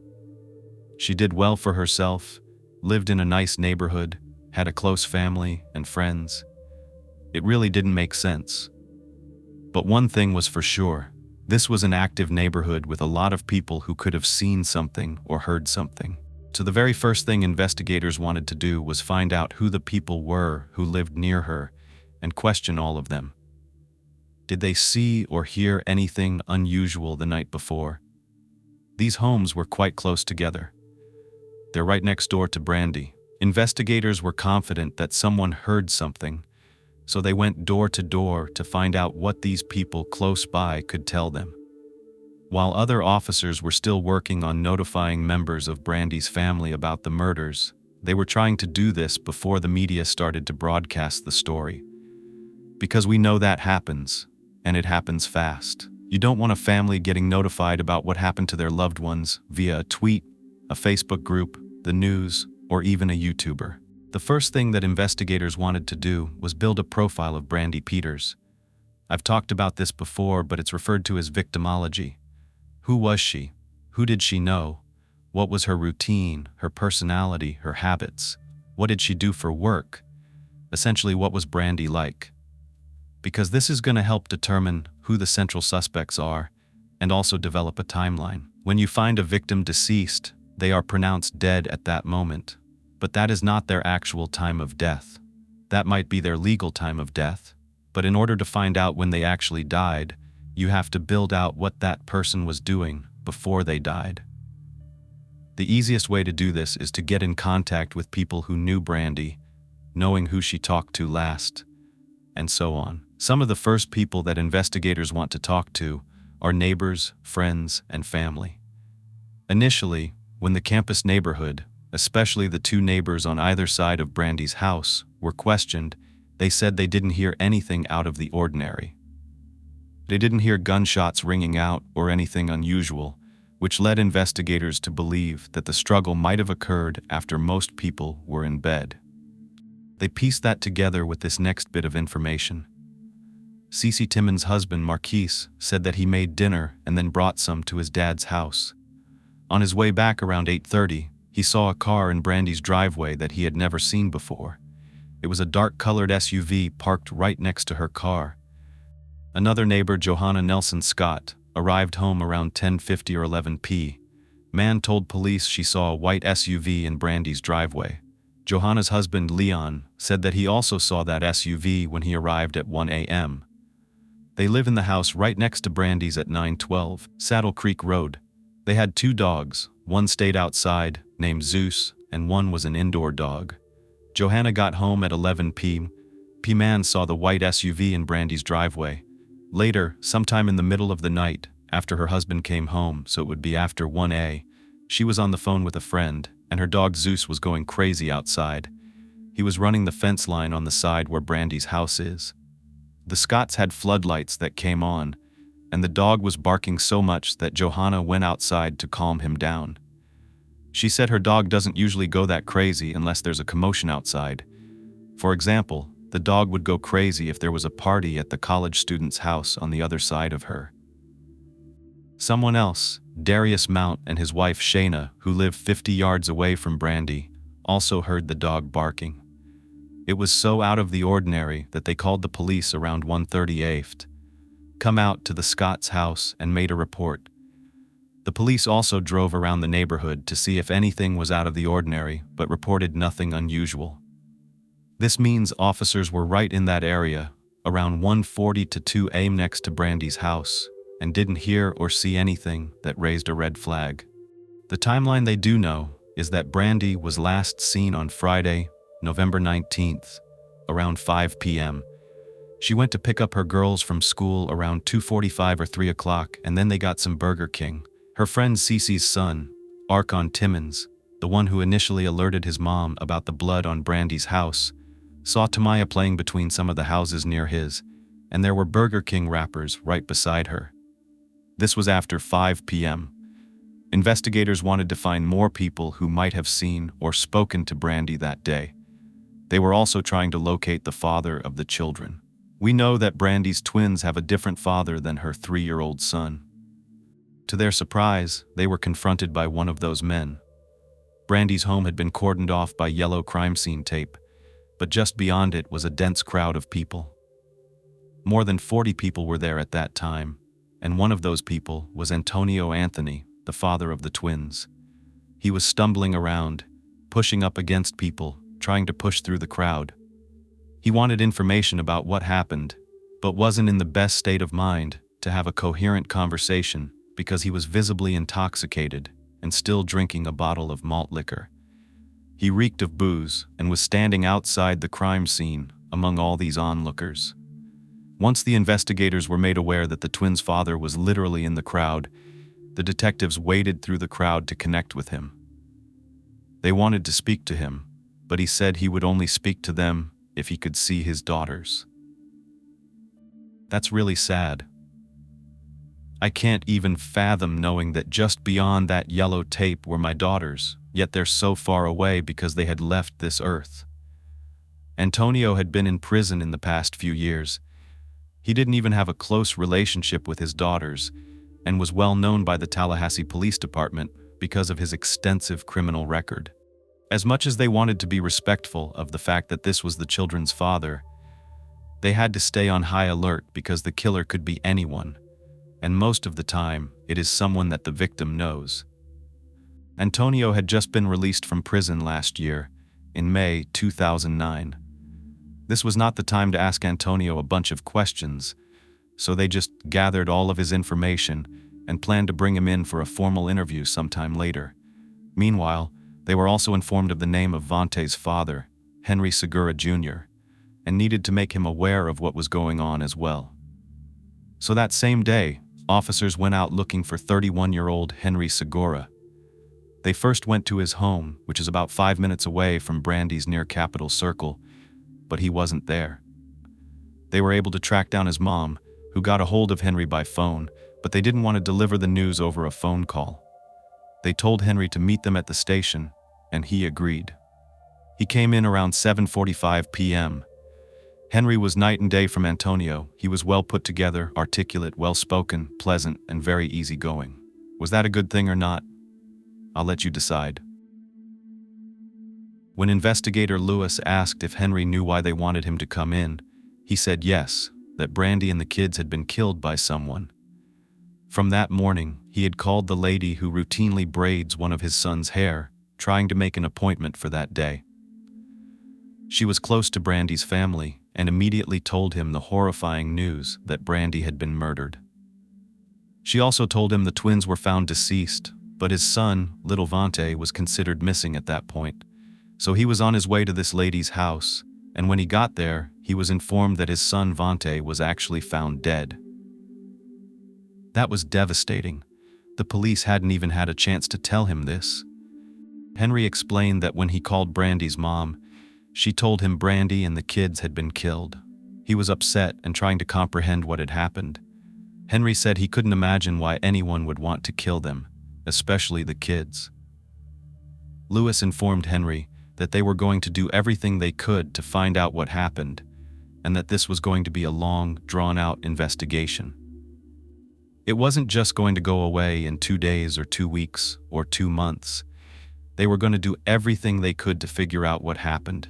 Unfortunately, Vante was dead, and they couldn't yet figure out why someone would want to kill children. Henry wanted to know how Vante was killed, and that's when Detective Lewis said he didn't know yet. The detectives asked Henry how he was feeling, and he said it hurt, of course. Lewis wanted to know how Henry met Brandy, and Henry went into the story. He explained that he met Brandy 4 years ago when he was married at the time. Brandy wasn't concerned with that. He had been going through a rough patch with his wife, Malika, and they were living apart at the time. He met Brandy when she was working at a gas station, and they just began texting and talking. Sooner or later, they started dating, and he eventually moved in with Brandy and her twin daughters, who were about 2 years old at the time. Henry explained that the twins saw him as their father. They called him Daddy. He potty trained them and was very involved in their lives. He was excited when Brandy got pregnant, hoping it would be a girl, while Brandy was hoping it would be a boy. Of course, Vante was a boy, but Henry was right there in the hospital room by Brandy's side when Vante was born. When asked how he felt when he first found out about Brandy being pregnant, Henry said he was okay with it. He was hoping for a girl, but didn't have any issues with it. Henry described Brandy as spunky and brought a smile to his face. He said she was down to earth, a real sweet person and a cool person, adding that she was also a really good mother. Henry described her as a go-getter who wouldn't let anything hold her back. If she wanted something, she would do it. She was a survivor. However, they ended up breaking up because Henry never got divorced from his wife, Malika. They had been together for over a decade. Despite their issues, Henry loved Malika, and she was trying to get him back. After some time, he realized he wanted to work things out with her. So, he did end up breaking up with Brandy. It was around the time that Vontae was 6 months old, and he admits he wasn't around his son as much as he wished he had been. But he stopped wanting to be around him after Brandy started some drama with his wife. Apparently, according to him, he texted her calling her names, and when he confronted Brandy about it, she just kinda laughed it off. She thought it was funny. But Henry didn't see it that way, so he decided not to keep in touch with her as much. So he would pay her in cash until he had established a child support plan. They wanted to know if Henry was actually paying child support for his son. And he explained that Brandy never even had to file for child support because, as soon as he left to be with his wife, he filed for child support himself. He began paying Brandy because, even though it was over between him and her, he still wanted to be there for his son. He said when he was younger he would buy clothes and give him money like that. But then, when he put himself on child support, I don't know when it was, you can probably look it up, he established a formal plan. The relationship between him and her was amicable, and they got along for the most part, according to Henry. However, there were the normal issues here and there, like any couple who has broken up and shares a child together. They lived close by, like 5 minutes apart, so they would bump into each other pretty often, at least a few times a month, when they were taking their kids to school. Brandy would see them at fast food restaurants and drive-thrus all the time. So, detectives are really trying to piece together a timeline. They question everyone about their alibis and want information on other people that they may need to interview. They also want to know if any of those people had talked to the victims in the course of the last few days. They go over Henry's routine, and he admits he just saw Brandy. He bumped into her on Wednesday morning at, I think it was a McDonald's, but it was a fast food drive-thru, and she said hi. But then she texted him and wanted to know why he hadn't been coming over to see his son and where his child support was. The thing about Brandy is that she had a habit of continuing to text someone until she got the answer she was looking for. And that's kind of what she was doing to him that morning. It wasn't unusual. They had gone through this song and dance many times. But he wanted to make sure everything was cool, so he went over there, gave her some cash, and saw his son. Investigator Lewis wanted to know how that went, and Henry said it was fine. It was normal, and nothing was wrong. He talked to her. I was at her house Wednesday because it was right when she picked up around 1:30-ish. I got there and I left. She had to go pick up the twins at 2:50, so I don't know if it was right before that. She sat on the sofa, and that was it. When you were there a couple of days ago with Javante, was there any kind of confrontation or any problems? That's really cool. She's gonna look like, what was Brandy doing while you were playing with yourself, taking some food up late in the afternoon? He said that Brandy texted him on Friday, but he never texted back. That was the day they believed she was murdered. So they want to know more about what he was doing that day. He says he got up around 7 because he had to drop his 2 sons off at school by 9, one at middle school and the other at elementary school. Then he stopped by McDonald's and went home. He wasn't working on any welding jobs at the moment, so he went home and started working on a car. One of his hobbies is buying older cars, fixing them up, and selling them. So that's where he said he stayed all day. That night, he thinks he fell asleep around 10 while watching a movie. Of course, detectives want to know if they can check this alibi. They plan to get his phone records for GPS purposes. He gives them his number, and then his parents' number as well. They took turns shooting the bow and arrows, and he was retrieving the arrows. Silas lives in a more rural area where there's a lot of land. They have another name, Silas Adam Thornton, which is their goal, to keep getting a list of names. With that name, they want a telephone number. He gives them a couple of numbers he knows. They also want Henry's DNA, which he's more than willing to provide. Then they asked him to lift up his shirt. They do this because they want to check for bruises and scratches. There didn't appear to be any on his body, but they did notice a really big, fairly new surgical scar on his stomach. They want to know what happened. Surprisingly, he says in July he got shot. He says that he stopped in a kind of sketchy part of town to ask for directions, and for some reason, these guys got freaked out and started shooting. One of the bullets hit his stomach. The doctor said he had to have exploratory surgery. They had to go all the way down to his groin to find the bullet. It was pretty bad. Other than that, there were no significant injuries on him. He had a couple of scratches on his forearms. They didn't even draw blood, and he said he got those the day he was with Silas because he was putting his hand through the bushes to grab the arrows out. After being thoroughly questioned and fully compliant, detectives had all the information they needed from Henry, and he was free to go. Now they wanted to track down people who knew Henry so they could ask about his character. They located a friend of his, Tyra Wilcoxon, who has known Henry since they were in middle school. She says he's funny, a loving person, always joking around and laughing. He got along with everyone. One of the things she really admired about him was that he was thoughtful. If he went somewhere, you didn't even have to ask him, and he would bring something back for you. That's just what he did. That's who he was. He also loved to spend time making home-cooked meals, and she called him a diamond in the rough. He was not the typical guy, but definitely more husband material. He was great with kids, according to Tyra. He always liked teaching them things and giving them his attention, and he was intelligent as well. Finally, after this, they got a hold of Henry's phone GPS data, and it turns out he's telling the truth. His phone GPS put him at his house the whole day on November 19th, after he came home from dropping his kids off at school. So at this point, they need to find out more about the twins' father, Antonio. Since they already know this man has a record, they pull it, and here's what they find out. He's 44 years old, which means he's 17 years older than Brandy. He has served 3 prison terms in the last 20 years, with his most recent sentence being 4 years for 2 counts of cocaine possession and grand theft of a car. His prior offenses were worse: aggravated battery with a weapon and armed burglary. Another thing that stood out was that, merely 3 days before the murders, Antonio was with Brandy in court. Yes, that's right. On November 16th, they attended a child support hearing where the judge ordered Antonio to pay $307 a month. He also retroactively owed $22,000 or more to Brandy for all the time she went without payment for the twins. Well, that's interesting.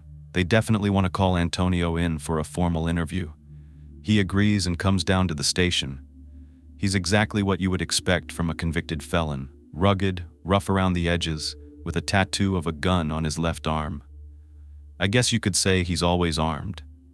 All jokes aside, he's not an easy person to talk to and is very apprehensive of police officers. He even tries to open up to them emotionally about what happened, but the detectives just shot him down. They knew his song and dance about how bad everything was affecting him. They knew it could be an act. He had hardly seen these kids in the last 6 years and immediately changes his tune. "Yeah, I don't want to know," he says. "That's why I'm hurt, because I didn't get a chance to see them, and now they're gone." When asked about the very last time he saw Brandy, he says it was just to establish child support, nothing more. But was he bitter about it? Was he mad? Did something stop him enough to kill? If he got rid of Brandy or the kids or both, he would no longer have to pay. Of course, detectives are very curious as to how this meeting at the courthouse made him feel. And this is what he said. What was the last time? But, like I said, the main point is that he told them he was not involved in these murders in any way, and he knows nothing about them. He also gave them an alibi, which detectives told him they would check out ASAP and they would be in touch. He willingly provided his DNA as well. There wasn't much else they needed for now. Unlike Henry, Antonio's relationship with Brandy ended many years ago, so they could obtain a lot more information because of his criminal record. What they're going to focus on now is gathering as much evidence as possible from the crime scene. That's the most important thing they need to do at this point. Time is of the essence. Evidence can change, degrade, or be overlooked. Food is even important because it can give you a timeline. They need to get back there where the CSI teams are working tirelessly. 72 hours into this investigation, it's the 23rd of November, and they're still processing the crime scene. It took them 3 full days to finish. When I think about it, I'm going to mention something, and I hope it doesn't upset anyone. I mean, this is upsetting, this whole case is upsetting, but I'm going to mention another case, and it's a controversial topic right now. I have to mention the Idaho college students. It occurred in Moscow, Idaho, where University of Idaho students Maddie Mogan, her best friend Kaylee Gonzalez, as well as Ethan Chapman and his girlfriend Xana Kernodle, were killed in an off-campus house. It's another quadruple homicide, and there are similarities in the way that these crimes are investigated. Both were violent and gruesome in nature. And I do take cases that are similar into consideration when I think about what could have happened in an unsolved case like the one in Idaho, which has been on my mind a lot since it just occurred back in November. Both of these cases happened in November, right before Thanksgiving, in a college town. Although the Idaho murders happened in a college town that was way closer to campus and way more lively than Brandy's neighborhood, the point I want to make is that this crime scene at Brandy's was not nearly as extensive. It was a 1-story house, not 3, and even though both crimes involved 4 people, there wasn't nearly as much blood or evidence left behind at Brandy's. Yet, it took them 3 whole days to process it. The investigators visited the scene a number of times for more perspective, and as we've heard, the FBI and forensic team have done the same thing at the Idaho house. It most likely took the Idaho investigators 4 times as long, maybe 2 full weeks or more, to collect all the evidence, since there's so much foot traffic in that home in a college town. In Idaho, they have a huge job of locating every single person whose phone pinged within probably a 10-mile radius around the suspected time of death. They would pull up that data first. That's probably one of the first things they did, to pull all of that data from the towers. Then each one of those people would have to be eliminated, starting from the phones that pinged the closest and then out to the furthest. That job could take months. They'd be looking at possible DNA from dozens of students who came into that house. It was a party house, so there was a lot of foot traffic. They would need to gather each piece of hair, every fingerprint. All of it has to be collected and tested against every person known to have entered that home, at least in the past couple of months, so they could be ruled out, leaving behind only the potential killer's DNA unaccounted for. It's a real process of elimination, and it's a huge job. So a month going by really isn't that long. DNA takes weeks to process, even with 60-some FBI agents and officers working the Idaho case. It's going to take some time, unless someone confesses. They've already conducted 250 interviews, and this is day 37 that I'm doing this video. That's a lot of evidence collection. It's not an easy job. Brandy's home was searched from top to bottom, with everything being considered evidence unless it was ruled out. Every toy, every piece of paper, everything had to be gone through and processed. One of the investigators said they took every single item out of Brandy's house because you never know what would be important, even down to a piece of random plastic they found on the floor. You just never know. Something they had to keep in mind right away was the location of this neighborhood. It is in proximity to Capitol Stadium. A lot of football games happen, and bands are playing. There's a lot of loud noise, people cheering and screaming. There's a lot going on, and it's actually very hard to hear when they were canvassing the neighborhood. They were trying to talk to neighbors outside, and there were these loud sounds coming from all around the city. Also, something else to note was that when they stepped inside the homes, the noise was so muffled you could hardly hear it. They were surprised by how quiet it was once you're off the street and inside the house. This led investigators to believe that neighbors probably could not hear what was going on in Brandy's house during that struggle. There was no forced entry into the home, so how did this person get inside? There was one window with a screen that was kind of hanging off on the side of the house, but all the windows were closed and locked. There was blood on the back door, and presumably this is where the perpetrator most likely exited the house. They did not need a key to lock this door. You can lock it from the inside, close it, and then escaped through this very densely wooded area at the back of Brandy's house, with no fence around it. The garage area did not appear to have been disturbed at all. There were kids' bikes, a washer and dryer, a lawnmower, and other normal miscellaneous items. The kitchen looked like it had been recently used, but other than that, it was not disturbed with any actual foul play. It looked like there might be some food items off to the right, though I wasn't able to tell. It kind of looked like a child's juice box. There was also a long lanyard laying on the counter, which appeared to have a key at the end of it. I'm not sure what this small black item next to it is, though. In the master bedroom, Brandy's room, the TV was still on, and the bed was half made. If you look at it, it kind of looks like Brandy may have just pulled the covers down on one side and gotten into bed. They also see what looks like Brandy's purse, which is laying on the floor. There are condoms scattered around the bedspread, along with a pencil lighter, several debit cards, papers that were saved and folded inside, brochures, business cards, a wallet, and a pair of blue jeans. Was the killer looking for something? Had they found it? Was this linked to the reason why Brandy was murdered? Nothing looked disturbed on the entertainment center right above the TV. There were books, papers, beauty products, hygiene products, the usual items you would find in a bedroom, along with blue water jugs that appeared to be filled with coins. But there wasn't much that seemed to be disturbed in a major way. Brandy's keys were also on top of the TV stand. However, there was something else that was interesting and potentially significant: an envelope with an opened letter still inside. When they looked at where it came from, it was from an inmate at the Federal Department of Corrections in Tallahassee. It appeared to have been read and then put back inside the envelope. There were similar letters and envelopes on top of the TV stand on the floor, suggesting this person was writing to Brandy on a semi-regular basis. Moving to the front room, where they found Brandy, there was a lot of evidence in this area. A fake plant was overturned and lying on the ground next to a black couch in the sitting area.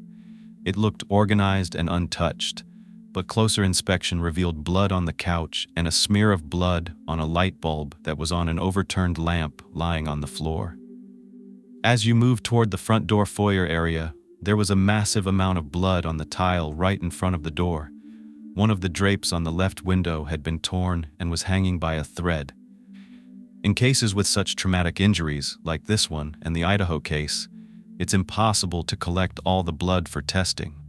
They presume it came from the victims, since that's who was injured, but they can't be sure if any of the blood belongs to the perpetrator or anyone else without testing it. With such an extreme amount of blood, they have to choose wisely where to take swabs, hoping to get enough variation to determine if there was more than one individual involved. However, it's not always possible to be 100% accurate. For example, if there's a droplet of blood and next to it, another droplet that's missed happens to be from the perpetrator, it could be overlooked. The forensic team works diligently to ensure they're as thorough as possible, taking swabs from many different points on the blood and around the entire foyer area. As for the children's rooms, there didn't seem to be any evidence of a struggle, which is particularly sad because the perpetrator likely didn't need to use much force to get them to comply. If this happened at night, they were most likely asleep when it occurred, though there is some evidence to the contrary that we will get to later. There were also 4 sets of unknown shoe prints in blood that were unaccounted for. All of Brandy's shoes and those of the kids were ruled out by November 22nd. The autopsies had been completed, but police spokesperson David McCraney refused to release any details about how the victims died because it could harm the investigation. Like in the Idaho case, the police in this case also kept details about the condition of the bodies from the public. This was in regard to the condition of the bodies in this case. All they would say is that Brandy and her children were killed in a violent manner. We know the same happened to the 4 university students in Idaho. They were killed, but details remain sparse to preserve the integrity of the investigation. The autopsy report revealed that Brandy was shot 7 times with a .32 caliber weapon. She had a wound to the scalp that did not penetrate the skull or exit, another to the right ear, one to the upper right arm, one to the left chest area, which did not exit and traveled to her abdomen, one on the left part of her back, with no exit wound, another to her left shoulder, and one in her right forearm. Documenting all of Brandy's injuries took 3 full pages. Although these gunshot wounds were severe, they were not the cause of her death. Brandy died from blunt force trauma, essentially beaten to death. The most significant wound was a large laceration to her head, running down the center of her forehead. Her skull was fractured in 2 places. This wound becomes central to the case. There were numerous lacerations to her face, neck, and head, and the type of weapon or weapons used besides the firearm was not clear. There were at least 3 different shapes to Brandy's injuries, suggesting more than one perpetrator may have been involved. A red shovel was found next to Brandy's body but did not test positive for blood, hair, or any DNA. Its presence was unusual. Was it left there because someone planned to use it to bury her but didn't have enough time? They don't know. Several fingers on Brandy's right hand were broken, acrylic nails had been ripped off, and there were numerous defensive wounds on her hands and forearms. I won't go into detail about Tamaya, Tanaya, and Vante's injuries, but briefly, one of the twins had a single gunshot wound to the head, while Tanaya and Vante were drowned. These children were old enough to run and active enough to come and go from their home as they pleased. With there being 3 of them, some believe there had to be more than one person involved. If the perpetrator had to handle Brandy, who was putting up a fierce fight, it's possible one of the children might have gotten away. This is another piece of evidence pointing to the possibility of more than one perpetrator. Detectives interviewed many people who knew Brandy, including her mom, sister Monica, other family members, and friends. I can't go into every detail of each interview, but I will provide the pertinent information relevant to the timeline. On November 24th, Brandy's sister Monica, who was one of the first people on the scene, was interviewed by police. She was very emotional and revealed that she had last tried to call Brandy at 10 p.m. the night before, but didn't get an answer. During her formal interview a few days later, Monica mentioned that Brandy was on Section 8 to afford her house. For those unfamiliar, Section 8 is part of the Housing Choice Voucher Program, which helps very low and low-income families afford rental housing. Once a family selects a suitable house, the program negotiates with the landlord. If the landlord accepts the voucher, the housing authority conducts an inspection to ensure the house meets all standards and codes. If approved, the family pays the difference in rent, not covered by the program. Monica recalled that when Brandy got her Section 8 inspection, the screen on the window that was hanging off had been that way for 3 years since Brandy moved in. Monica had previously lived with Brandy and was familiar with her routine. She said that she used to pick up the girls at 2:45 or 3 p.m., and they would have dinner around 5 or 6 p.m. On November 19th, she saw Brandy with her mom. They stopped by when they were picking up the kids from school that day.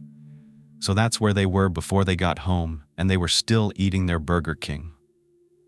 She was also on the phone with her at 6 p.m., but when she tried to call her later on, Brandy's phone went straight to voicemail, which was very unusual. She recalls, like I told you, calling Brandy around 10 and getting no answer.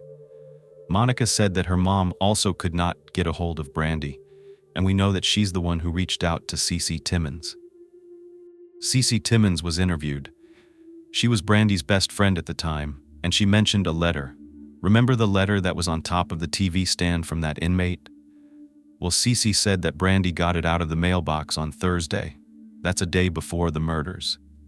Brandy came over to Cece's with the letter, and apparently she expressed nervousness and fear. She was looking at that envelope and what was inside the letter.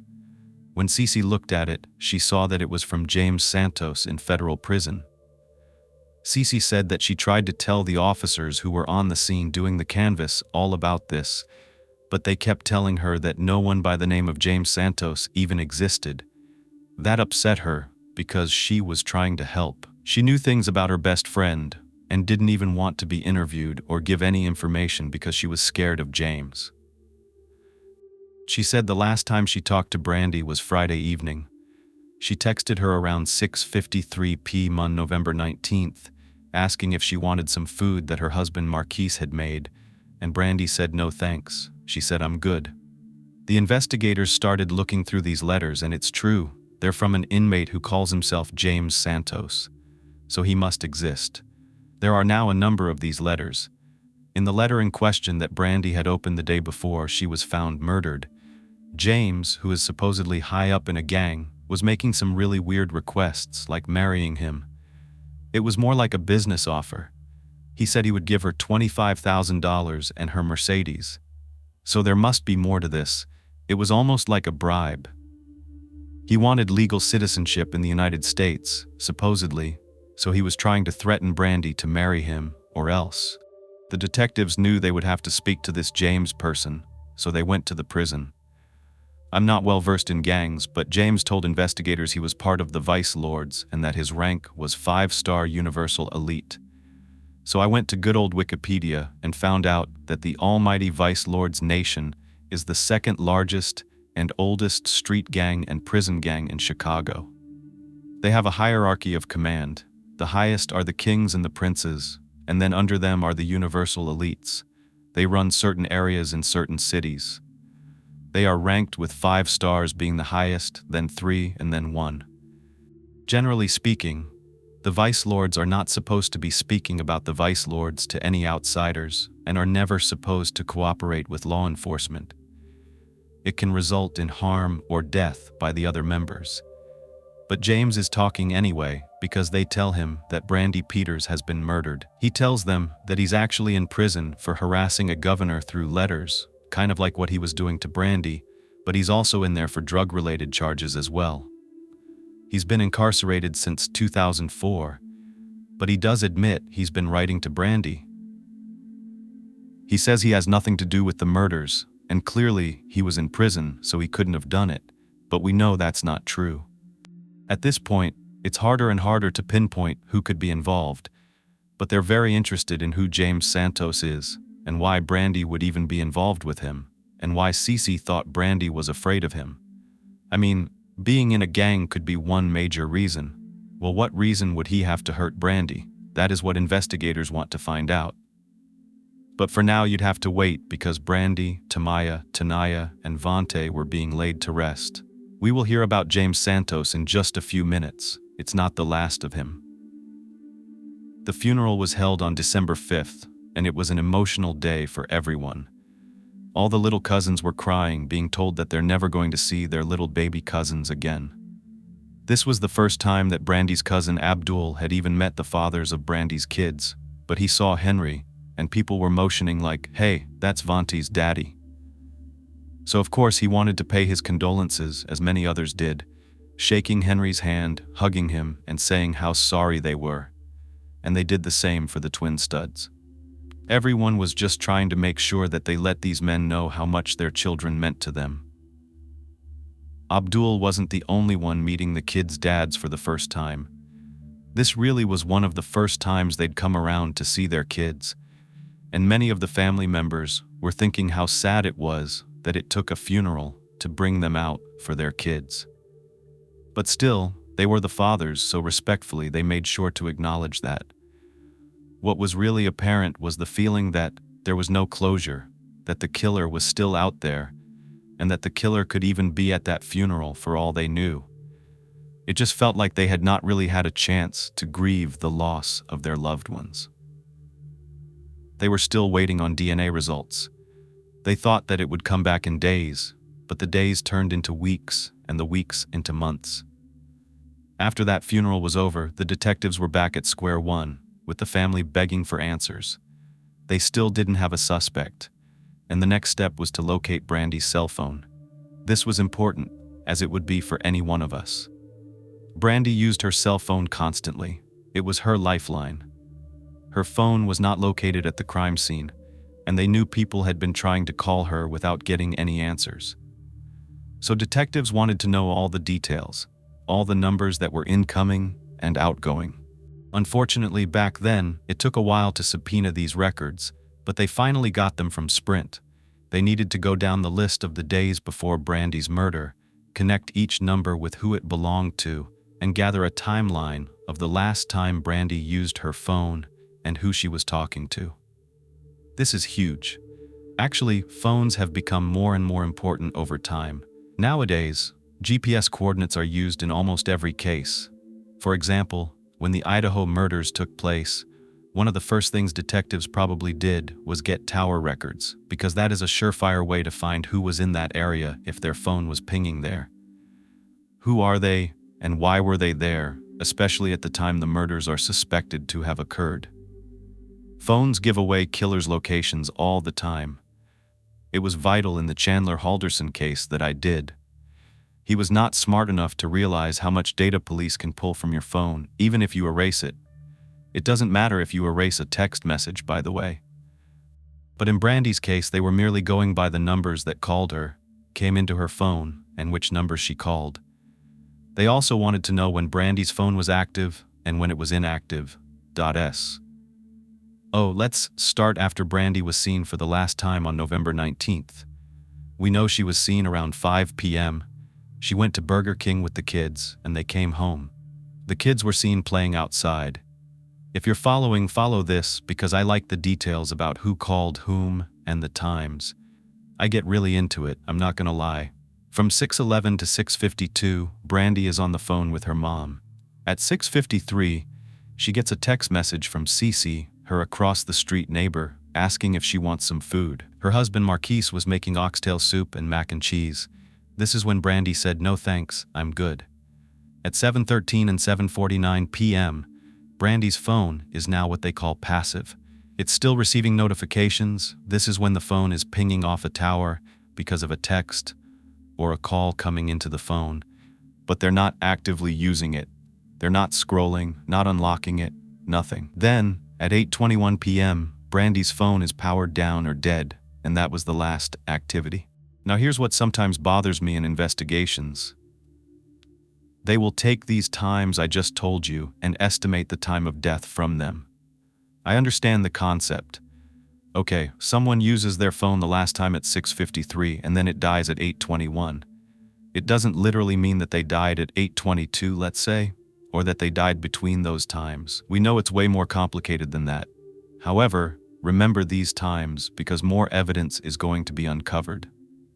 The same in the Idaho case. The investigators say Kaylee and Maddie were making phone calls to Kaylee's ex, Jack, and then Kaylee makes that final call at 2:52 a.m.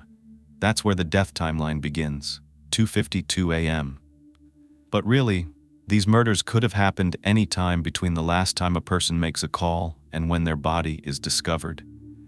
Investigators try their best to use forensics to pinpoint the time of death, but as you can see, our phones really are an extension of our lives. They are that connected. As they're going through all of the numbers that Brandy frequently called and that called her, they spot something on a running list of numbers they've already collected. Remember the name Silas Thornton? Okay, he was the guy that Henry said he was bow hunting with the day that the bodies were found.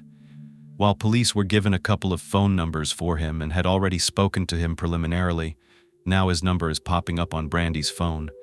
The day of the murders, they called Silas in for another, more formal interview. This time, he was now a person of interest and could move into the suspect category at any moment. They found out Silas was also a welder and had been friends with Henry for quite some time.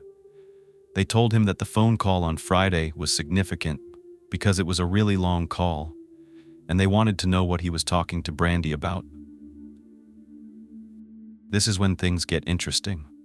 Silas says that number is from a prepaid phone he bought from Walmart and lost. He goes into a long-winded story about how he and Henry were on a work trip and stayed at his sister's house to save money instead of getting a hotel. One night, while Silas's sister was cooking, his phone, which was charging in the kitchen, fell into the sink and got all wet. His sister suggested putting it in some rice, and after a couple of days he tried to use it, but it was all wonky. He would try to call someone, and it would call a different number. It just wasn't working anymore. So he decided to get another one. That number stays with the prepaid phone, you just add minutes to it. It's what's referred to as a burner phone. You can just throw it away and get another one. He wasn't even sure where it was now. Well, that's convenient. Silas said he knew Henry for about 12 years. Even though they were colleagues, they were also friends who hung out together. He was at Silas's house on November 20th, 2010, a day after the murders. He said it was a little weird. It was spontaneous. That morning around 8 or 9, Henry called him to say he wanted to come by. Silas thought that was a little weird because it wasn't planned out and he doesn't live in the area. He lives in a town called Sopchoppy. I thought that was a joke, but it's not. It's called Sopchoppy, and it's 45 minutes away from Brandy's.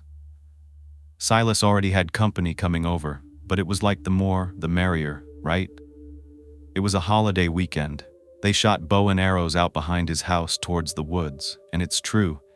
They would go retrieve the arrows for each other through a wire fence with bushes. Remember, Henry had a little bit of a scratch problem on his forearms. Nothing serious, no blood.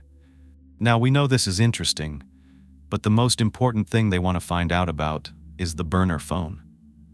When they pull the records for that phone, there's another number that's called very frequently, and it belongs to a woman they've already spoken to. You may remember her name, Tyra Wilcoxon. She was the one interviewed regarding Henry. She was his friend since middle school and gave police a lot of information about his character.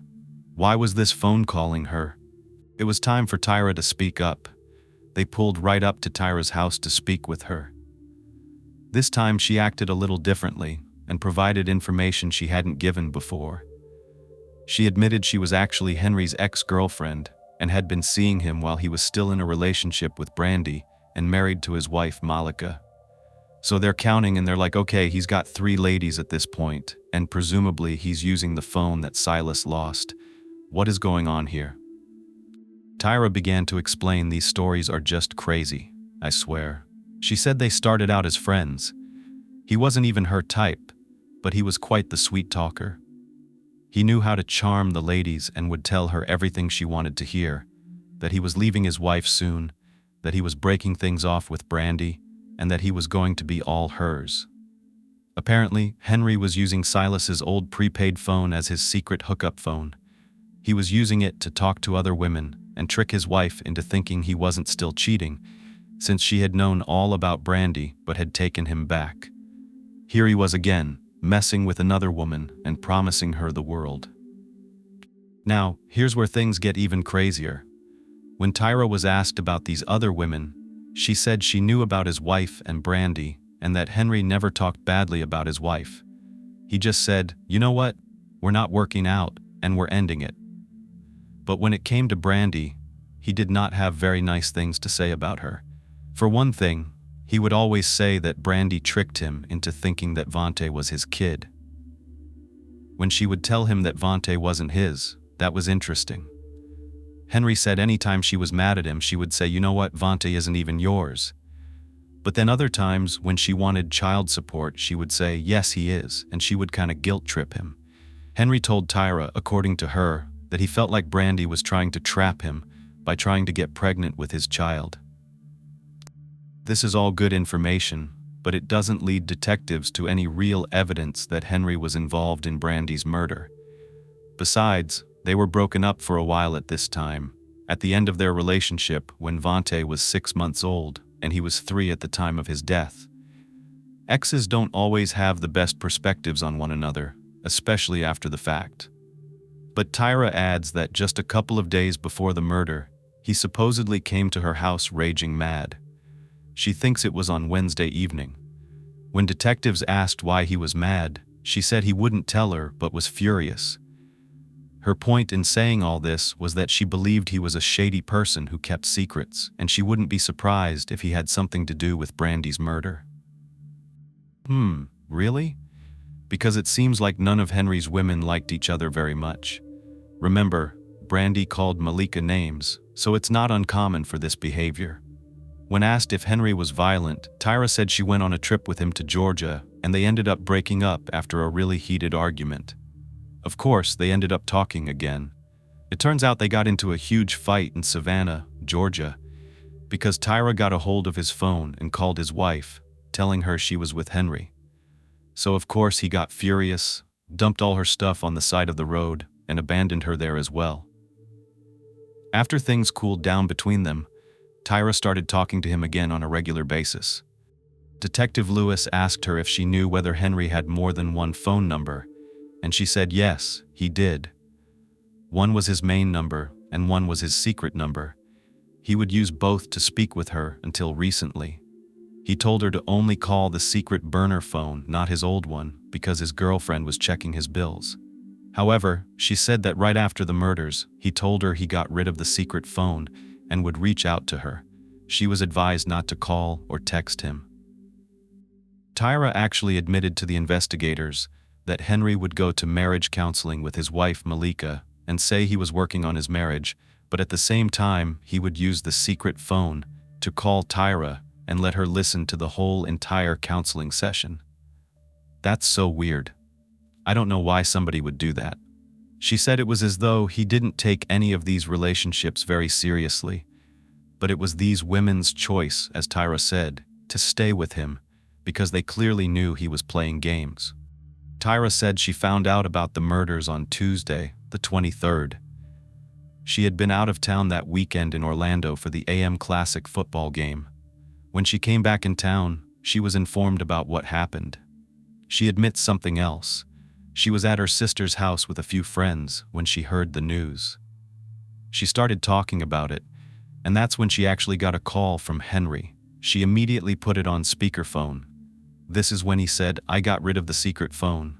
Do not call me or text me. I will reach out to you." Well, everyone who was there could hear him, and when Tyra's sister heard that, she said, "Girl, you better call Crime Stoppers because they're looking for tips and stuff about this man." Tyra's sister had kids. Tyra didn't. Her sister was trying to tell her she needed to put herself in this family's shoes. That's when Tyra went online and anonymously filled out a Crime Stoppers form, providing any suspicious information she could think of. That's why she thought the police were there. They came over in regard to the Crime Stoppers tip, but they didn't know anything about that. That's why she was admitting all of this. She got kinda scared and told Crime Stoppers the same thing about that Wednesday night, a couple of days before the murders, that Henry supposedly came by without calling, out of the blue, really mad. She added that he asked if he could borrow her gun, and she was like, "No way." She thought he might be having some problems with someone and didn't want to be involved, but she did tell him if she found out about a throwaway gun, she would let him know. But he wasn't using hers. This does not sound very good for Henry at all. This was a day or so after Brandy had seen Henry and then texted him about the child support. Remember, he said he went over to her place, gave her some cash, and saw his son. Could he be hiding something? Did Brandy say something that set him off?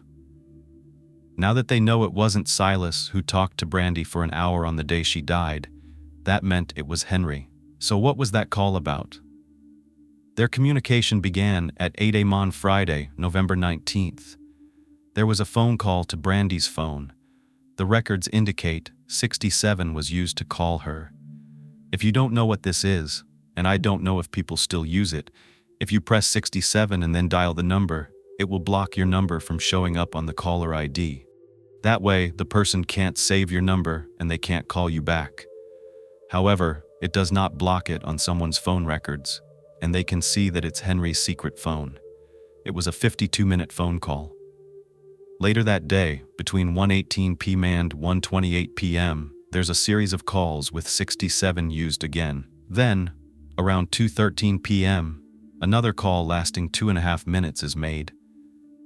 Brandy would not have been able to see who these calls were coming from if she was just looking at her phone, but obviously if she picked up and talked to them, she would know who it was, and she knew it was Henry.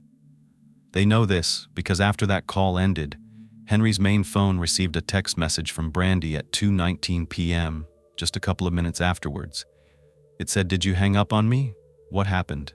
Then, at 2:27 p.m., that secret phone calls Brandy back. So it's confirmed the secret phone belongs to Henry, and because of this, his lying and the apparent lack of emotion that investigators thought he displayed in his initial interview, Henry becomes a suspect, their prime suspect.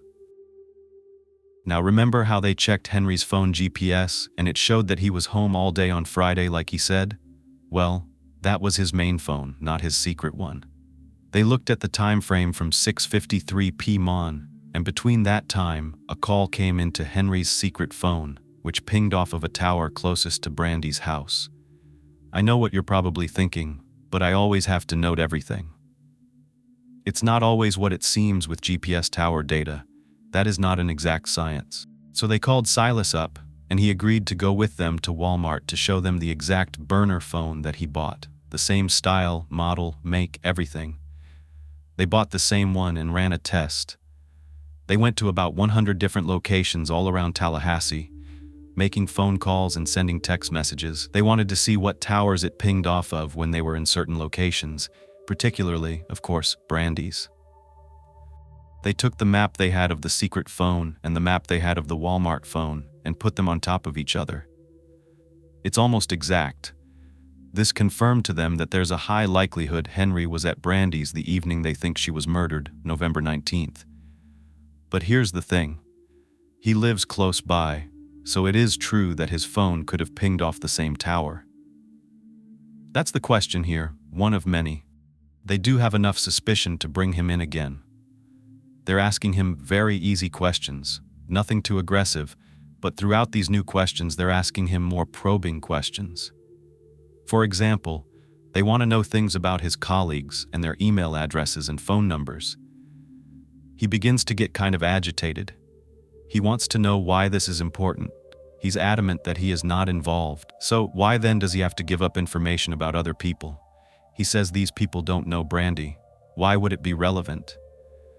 But the investigators try to make him understand, in no uncertain terms, that everything's important. They want to know all about the man whose son and ex-girlfriend have been murdered. Sounds reasonable to me. Leave no stone unturned, right? 4 people are dead. Earlier I said there's no stone that's being unturned. And you're not the only person who's been confronted with these hard-hitting questions. Finally, one of the investigators just stops and says, "What's your other phone number?" Henry's like, "I don't have another phone number." The investigator's like, "No, you do. I know for a fact you have another phone. I know for 100% fact there's another phone." So finally, after they confront him with more and more evidence that he has his second secret phone, he admits it. He says, "I had a second phone, but I don't have any more." However, he does give them the number, and they match it up to the number of a secret phone he tells them he threw away because he doesn't need it anymore. He admits he used it to talk to friends and other females, but he doesn't think it's relevant to this case. Why expose who his side girls are? They're not involved. He says, "I was talking to girls in Texas, Atlanta. What do they have to do with Brandy?" He doesn't want them to be calling them up, bothering those women and their families. But he says if there's anything that he can personally do to help with the case, he is there for them. Investigators say they're appreciative of that, but they're explaining to the best of their ability that they need all of this information. I'm sitting here thinking, this man's son and ex, regardless if he wasn't close to them, wouldn't he want them to know everything? Wouldn't you want to give them anything they asked for? Isn't that what it means to be helpful? It's clearer that Henry is lying, but why? When they confront him with the date that they heard he last talked to someone on that phone, Monday after the murders, and that he must have thrown that phone away after Brandy was killed, Henry finally admits, yes, that's right. And that's when they ask him, well, does Malika, your wife, know about this phone? And this is when he finally admits, no, she didn't, and that's why I got rid of it. He didn't want his wife to know. They asked him what he did with it. He said he threw it away in a dumpster outside of his home, but he still tells them he doesn't see what this has to do with Brandy's murder. They say it's because he's not being 100% truthful. I'm sitting here thinking this man cannot be for real. And yes, of course I do think he didn't want his wife to find it, but he has to know that they're going to be able to pinpoint his location. So his wife not finding out, is that the only reason he's hiding it, or is it something more sinister? They confront him and say, we know you're lying about where you were on Friday. You weren't at your house when you said you were. He says he didn't go anywhere, but the investigator bluntly says, you were there.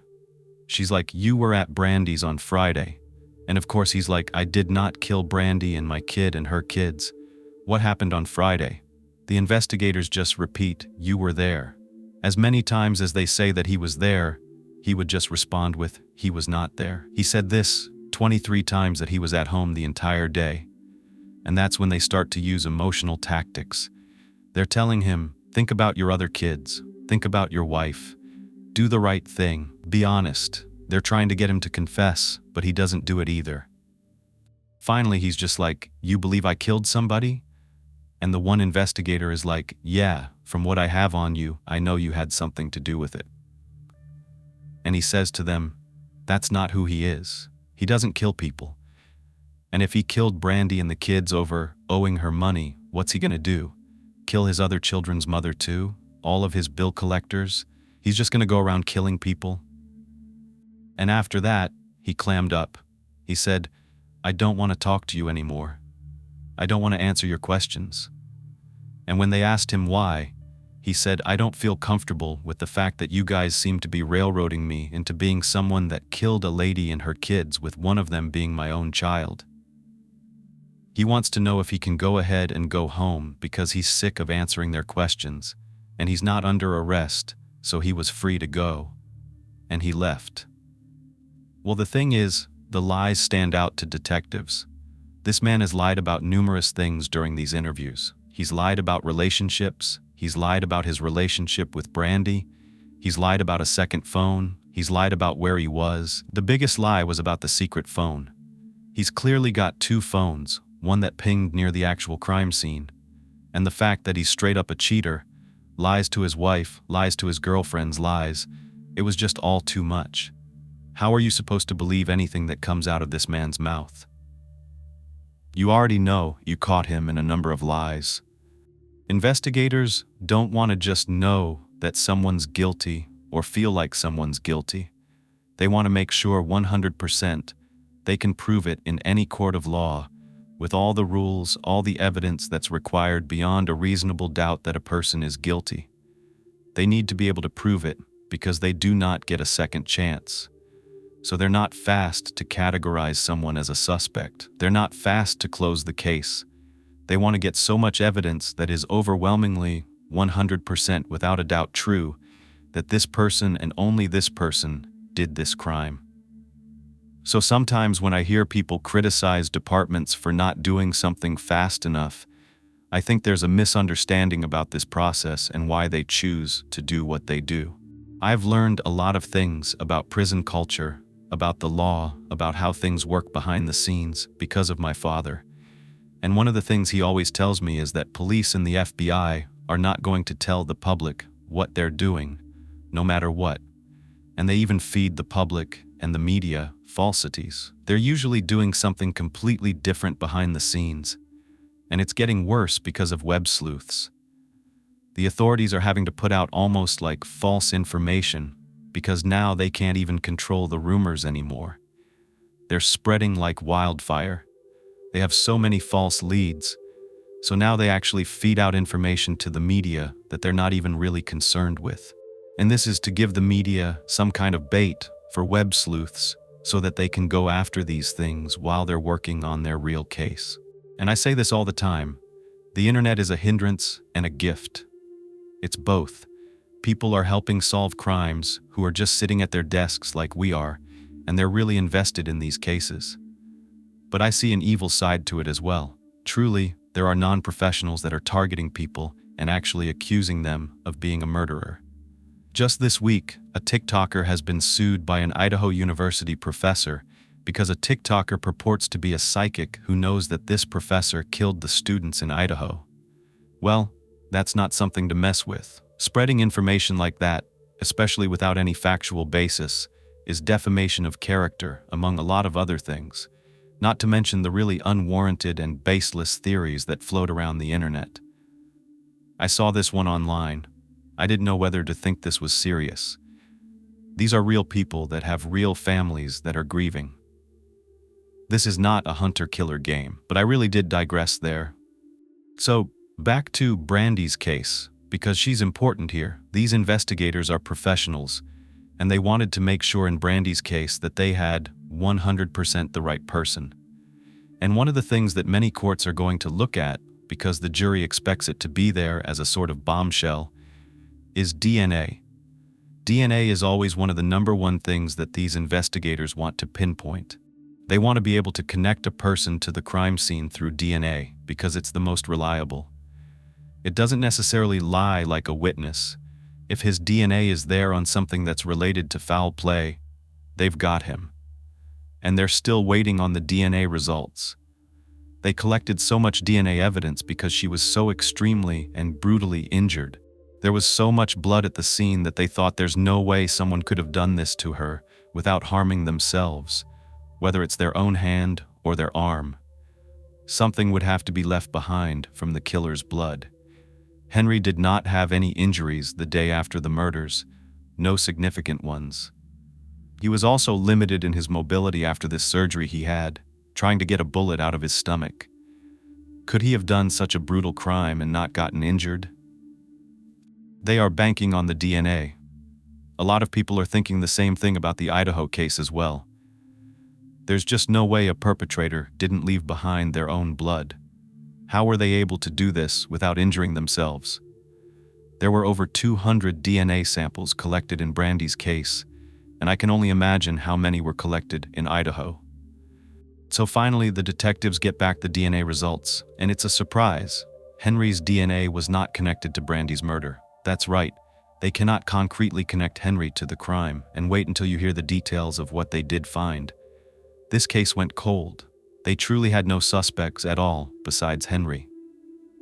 But maybe they should have considered whether people were being overlooked or ruled out before they should have been. By August 2011, Leon County Commissioner Bill Proctor was asking for the FBI's help in solving Brandy's murder. It had been over 9 months now, and still, no one was behind bars. Now, when I tell you who they finally arrest, it wouldn't be a deep dive if it was as simple as he's guilty beyond a reasonable doubt right away. No, that's why this case was so interesting to me. On September 2nd, 2011, almost a year after Brandy and the kids were murdered, the Tallahassee Police Department had a warrant for the arrest of their prime suspect. They made this arrest with the help of the Minnesota Police Department at a lake house out in Lake Jefferson, Minnesota. Who was it that they took into custody? None other than Mr. Henry Segura. He was working a welding job at the time and was out of town living in a rented home on a lake. But on what grounds was this arrest exactly? Recall, there's no DNA evidence of the crime scene linking him to the crime. No weapons were ever located. No blood evidence was found anywhere in Henry's cars, his home, or his clothing. He lived 3 miles away, yet the fact his burner phone pinged off a tower near Brandy's house was one thing. He owed child support, plus retroactive support on top of that for his son, and his ex-girlfriend Tyra said that he supposedly came over in person to ask for a gun before the crime, though there's no proof that that ever happened. And lastly, the nail in the coffin. A friend from childhood, Calvin Moore, who worked with Henry on welding jobs, came forward and said that just before the crimes happened, he came back in town. He was out of the country working on a welding job and told Henry that there was this great opportunity in Afghanistan for 6 figures a year, but he had to have a valid passport. Detectives said the issue was Henry couldn't owe back child support in Florida or they wouldn't grant him a passport. This was a detective's theory, that Henry killed not only his own kid, though he didn't even know if it was his or not, because Brandy would say it wasn't from time to time, but he also killed his kid's mother and 2 children that he raised as his own, who weren't even his children, and he wasn't financially responsible for, so that he could get a high-paying job overseas. They theorized he would rather risk going to prison for the rest of his life, or worse, face death, because Florida has a death penalty, in order to make money. Listen, I know people have killed for less, but I had to understand more. When this case got to trial, I was blown away by some of the evidence that was and was not analyzed. There was evidence that was supposedly hidden during the investigation of this case.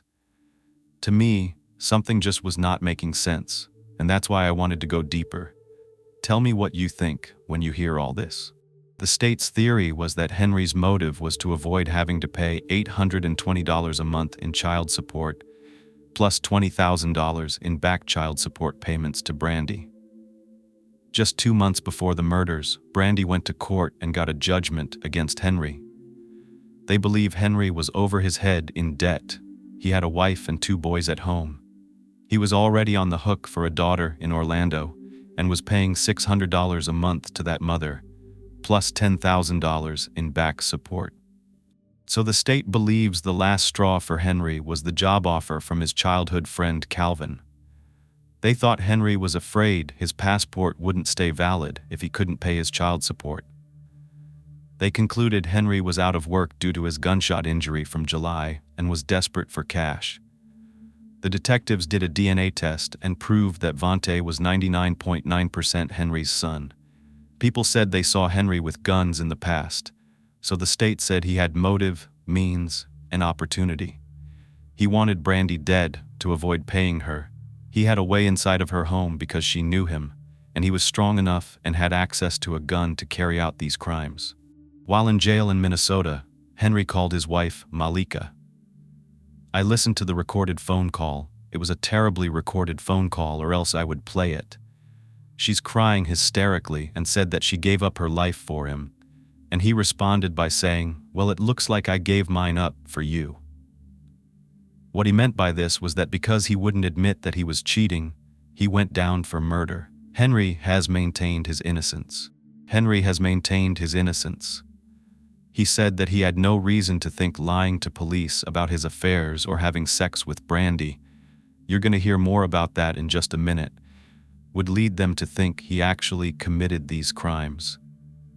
He was lying about the phone, his whereabouts, and his relationships because he made a promise to his wife a year before this crime happened.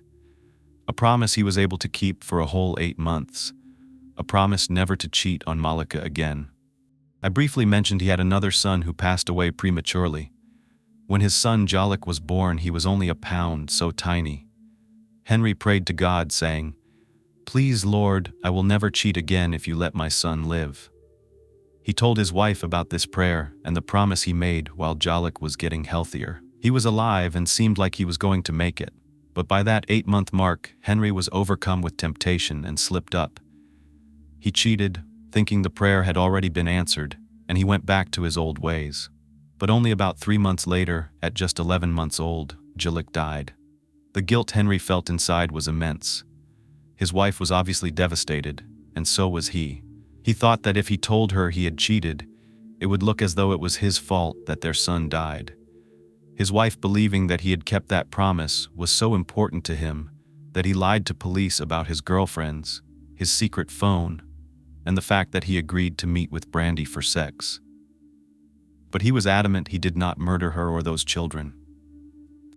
By October 2011, he was back in Florida, charged with 4 counts of first-degree murder. Then, it seemed like things just got quiet in the news once he was arrested. The community felt at ease, the bad guy was behind bars, and they could sleep soundly again. But Henry's defense team was working around the clock. They were determined to bring forth evidence that would prove that indeed a man was behind bars. But that was because the state wanted a reputation for putting bad guys away, even if the guy they locked up wasn't the one who committed the crime. I have to say I was intrigued by this. What was the evidence that the defense had? Well, in 2014, 2 years after Henry was put away, his defense team brought forth information about James Santos. Remember that name? He's the gang member who supposedly threatened Brandy from federal prison, trying to bribe her to marry him. Well, the plot thickens. Apparently Santos said that Brandy used to work for the gang from 2004 to 2007, earning several $1,000s per month, running drugs and guns from Texas, Florida, and Atlanta.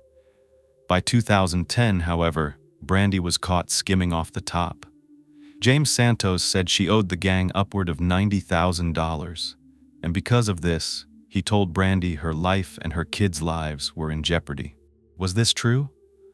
Well, they tracked down a woman who was friends with Brandy during that time frame before she moved to Saddle Creek Run. Her name is Lakeisha. She was Brandy's neighbor, and their daughters were friends back then. Lakeisha told Henry's defense team that Brandy was a drug dealer. Her community knew it. She knew it. She saw Brandy using cocaine from her house, and she would sometimes make drug runs and sell it to people from her car. She also said that Brandy had her own drug business until she started dating a guy named Callow, who then got her into his own drug dealing operation just before she moved to the new house where she was eventually murdered. Her friend said that once Brandy moved, she no longer sold drugs out of her house. She didn't want to do any transactions at that particular location. Lakeisha stayed in touch with Brandy and even went to Vonti's birthday party. There were also rumors throughout the community that Brandy did owe money to other drug dealers. It was said that she bought drugs to sell but never repaid the money. Lakeisha agreed to testify at Henry's trial. This was a lot for me to take in. Could it be true? Maybe. Remember, Brandy's sister said that she was on Section 8. From everything I saw, it didn't seem like Brandy was living some kind of lavish lifestyle. So was she really skimming money off the top of drug sales?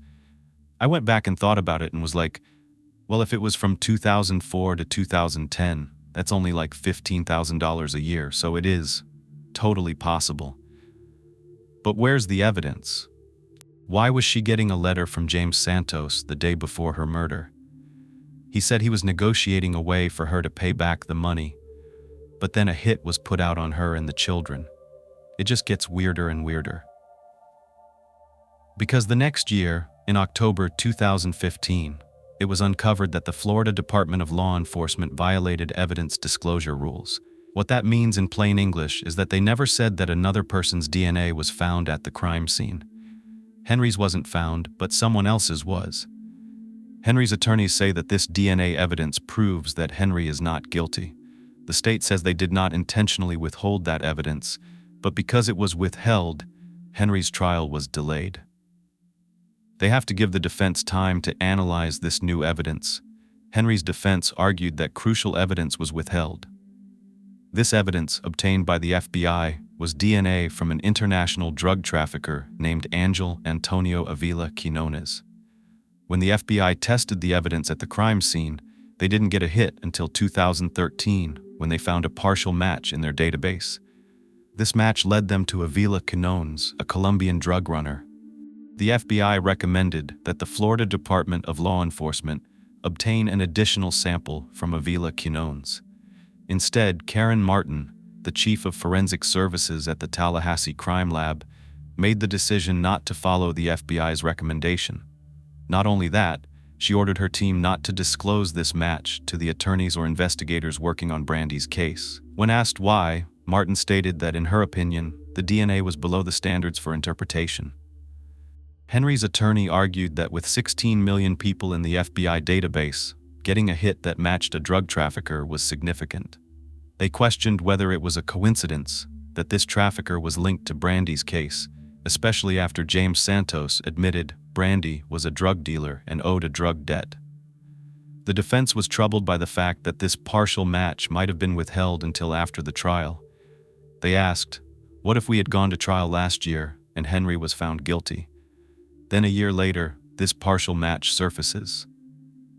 By 2016, James Santos had written an affidavit to the court implicating 2 cartel members responsible for the hit on Brandy and her children. Santos claimed he was instructed by a higher-up in the Vice Lord's gang.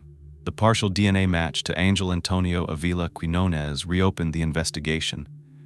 U.S. Marshals located Avila Quinones in Italy. He was not in prison in 2010, the year of the murders, which is crucial because, in 2000, he frequently crossed the border with cartel help. He had been indicted on drug trafficking charges after a massive drug seizure, but was released in 2009 for cooperating with prosecutors. He could have been at Brandy's house during the murders. Henry's defense team argued that this was reasonable doubt. However, 2 more years passed, and with 7 judges and 9 delays, it was 2017 before Henry's trial was set to begin. He became the longest-serving inmate in Leon County Jail history. The judge initially ruled that James Santos' affidavit couldn't be used in court because he was deemed an unreliable witness. The defense fought this, and after a pre-trial hearing in the summer of 2017, they were finally allowed to use the affidavit in court. Santos's affidavit revealed that Brandy was working for Los Zetas, a Mexican cartel, the same cartel Avila Quinonez was involved with. Santos claimed Brandy had taken up to $90,000 worth of cocaine over the years and was being targeted for a hit while negotiating repayment. The judge allowed the affidavit in court, but ruled that all other information was hearsay. The trial, which started in August 2017, began with gruesome crime scene photos presented by the prosecution. The defense, in their opening statement, introduced reasonable doubt by highlighting that over 200 DNA samples were taken, none of which matched Henry. They also pointed out that Angel's DNA was found on a phone cradle and cord in Brandy's bedroom, and an unknown female's DNA was found under Brandy's fingernails, a significant development. Additionally, evidence found in a nearby park shortly after the murders, including bleach-soaked latex gloves, was not followed up on by investigators. This evidence was discovered right behind Brandy's house, suggesting the crime scene could have been accessed from that park. The entire trial was a whirlwind of conflicting information. Henry took the stand in his own defense, and the case was a real whodunit that kept me on edge. Most of the information I've shared comes from listening to the witnesses and piecing together the trial's details. And I pieced everything together in a timeline, but you haven't heard from Henry. You haven't heard from him about what he says really happened that November afternoon in 2010. I wish I could play the whole entire testimony, but I really want you just to listen and follow along. I'm going to tell you everything that's important, but remember, this is Henry's version. You ready for this? Here we go. Henry explains to the jury that after he and Brandy officially broke up when Vante was 6 months old, they were still seeing each other physically, but they were not in a committed relationship. Anytime he would go out of town for work, or he would come back, he would stop by her house. And she wasn't the only one. There were at least 3 women that he was seeing in Tallahassee alone, and those were ongoing relationships. There were a lot more of them that were just one-time things. However, when his wife Malika gave birth to their son Angelique prematurely, he made a promise that if God saved his child, he wouldn't cheat. But he ended up breaking that promise around the 8-month mark. Angelique passed away a couple of months later from a long-term problem, and this was a year before Brandy's death. Even though he was still cheating, it meant a lot to him that his wife did not know that because of the impact it would have had regarding his promise on his son's life. He hadn't been seeing Brandy anymore at the time before her murder. As a matter of fact, they had moved on from one another. They were not in a sexual relationship at that point. However, they would routinely see one another in the mornings on their way to drop off their kids at school. For whatever reason, on Tuesday, November 16th, Brandy saw him at a fast food drive-thru that morning, and she was mad at him. She was asking why he never came to see his son and wanted money for child support. She even threatened to put him in jail. She was texting him, and he calls it psycho-texting, when somebody just non-stop texts you and won't stop. She had a habit of this, and that's exactly why he would use 67 when he called from the secret phone, because he did not want her blowing it up when he was with another woman. But she was texting him on his main phone, so he took screenshots of these text messages and sent them to Malika to show her how bad the texts were. He was trying to decide what course of action to take, and if his wife did end up checking the bill, he could show why he was texting with Brandy. So he decides the best thing to do was to go over there the next day and smooth things over with her, to say hello to his son and to give her some cash. He says that he texted her and made plans for Wednesday the 17th. He came over, they talked, he played with Vanti, and then they discussed the child support. He assured her that it would come more regularly as soon as he got a bigger job. He was getting these short jobs lately, but as soon as he got back on his longer jobs, it would be no problem.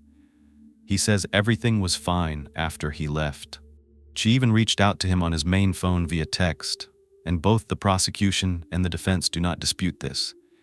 They have Brandy's text message. She reached out the next day on Thursday the 18th and told Henry, "Man, you looked good yesterday. If you weren't my baby daddy, I would have hooked up." Well, being who Henry is, he takes that as a prime opportunity for sex. That's why he says they were back texting again in the days leading up to her murder. They were planning to hook up. He wanted to come over that day, but Brandy was busy, so they made plans for the next day, the day before she was set to leave town for a week in Tampa, Friday the 19th, in the afternoon. Remember, the investigators had phone records from that day. The burner phone was used to be silent and talk to Brandy for an hour on the day she was murdered. That was true. He called her, and they talked. He told her he would come over that afternoon, and she said, "Okay, just come through whenever." Another thing is, he lives close by, but his sister also lives even closer. She lives around the corner from Brandy, and he was not trying to get caught cheating, so he doesn't drive up to Brandy's driveway. His truck is very unique. It has aftermarket parts, and he likes to fix up cars. People know his truck. Instead, he routinely used a church parking lot right here, where he would park his truck and then walk down Jim Lee Road. Then he would peek around the corner to see if Brandy's car was there before he would walk up. That day he says he got there around 2 p.m., but when he walked down, her car wasn't there. She wasn't home. So he called her, and she said she was out with her mother and they would be back soon. Now we know from Monica, Brandy's sister, that Brandy and her mother had stopped by Monica's house that day. Well, meanwhile, Henry says he walked back to the church, got his truck, went to his sister's house to pass some time. He tells the jury he was there probably an hour, and then Brandy called again. She said, "I'm going to go pick up the kids, and then come meet me." He went there around 3 o'clock. He parked his truck, did the whole thing again at the church, walked down, but that's when he spots her mom's SUV. It's a white and brown Tahoe that was in Brandy's driveway. Her mother was not a fan of Henry. She didn't like the fact he was married and still messing with Brandy, so he steered clear. He turned around, headed back to the church parking lot, got in his truck and listened to music and watched videos for another 45 minutes to an hour. Finally, he actually saw Brandy's mom's SUV drive down Jim Lee Road. After the car was out of sight, he got out of his truck and walked over to Brandy's. He says he knows that this was at least 5 o'clock or a little bit afterward because he called his son to see if he was home from an after-school event that ends around the same time. Once he was at Brandy's, they had sex. He said it did not take long. It was maybe 20 minutes, and he remembers the kids were across the street playing at CC's. Now he does say, and I think the reason he says this is because, well, usually they find semen in certain places. They asked him if he used a condom or not. He said, yes, he definitely used a condom, and they asked, well, where did you put it? He says, I don't know. Brandy did something with it. She was the one that took it off me. So that was that. He said after they had sex, the kids came back and Vontae said hi to him. The girls were coming in and out from CC's and other places in the neighborhood outside, but his son stayed and they watched some TV together. He also said that Brandy was on the phone at this time, and according to the records I saw, this could have been the call that she made to her sister at 6 p.m. because Monica testified that they talked that evening. Henry says that Brandy decided to make some food, and they ate and watched TV together. Finally, Henry told her he had to leave, and this was around 8 o'clock. She told him, well, it's about time because I got company coming over, and she was kind of insinuating it was a guy. They had a little laugh about it, and then he left. He said it was maybe 8 o'clock or a little bit later. He went home and never went back over there. But he admits he lied and lied and lied about this and a lot of other things because he didn't want Malika to find out. He didn't realize the lies to cover up his cheating would lead to him being arrested for killing Brandy because he didn't do it. He wasn't thinking that it would incriminate him because he knew he didn't commit murders. So he was simply thinking he was lying about talking to Brandy, and that was going to save face with Malika. I told you about the first phone call that he made after being arrested. Malika was crying and said she gave up her life for him, and he said, well, I guess I did too. This is when he told them what he meant by that. If he had just admitted he cheated, then he wouldn't be in jail. What about his phone, his main phone? According to him, He would routinely leave his phone at home when he went to cheat, because Malika somehow knew where he was anytime he left home with the phone. She would get into any account he had, so he would only bring his secret phone. He would also delete text messages on his main phone from Brandy and other women because he didn't want Malika to see them. Both sides do agree that Henry is home by 9:30 p.m. It's kind of late if he only lives about 5 minutes away, right? But they pinpoint this because of the activity on his main phone. The activity was passive the entire time he was gone, and that's because he left the main phone at home. His wife was texting him a number of times on Friday on his main phone, and he never answered. That activity is still picked up by his main cell phone. The records show that even though he wasn't actively using his phone at all, the activity comes back around 9:30 p.m. He starts using his phone again. That one scroll, that one unlock at 9:30 means he had to be home by then. But it is true he could have been home earlier, and maybe he didn't go right to his cell phone and use it. We can't be sure. What they do know is both Brandy's phone and the secret phone were both passive between 6:53 and 7:37. This is when Henry says that he and Brandy were having sex. After this, Henry's secret phone pings off a tower near Rickards High School. This is right here and is located close to this park. That might be significant in just a moment. After 8:21, Brandy's phone is never active again. Henry also explained that the 67 calls were not nefarious.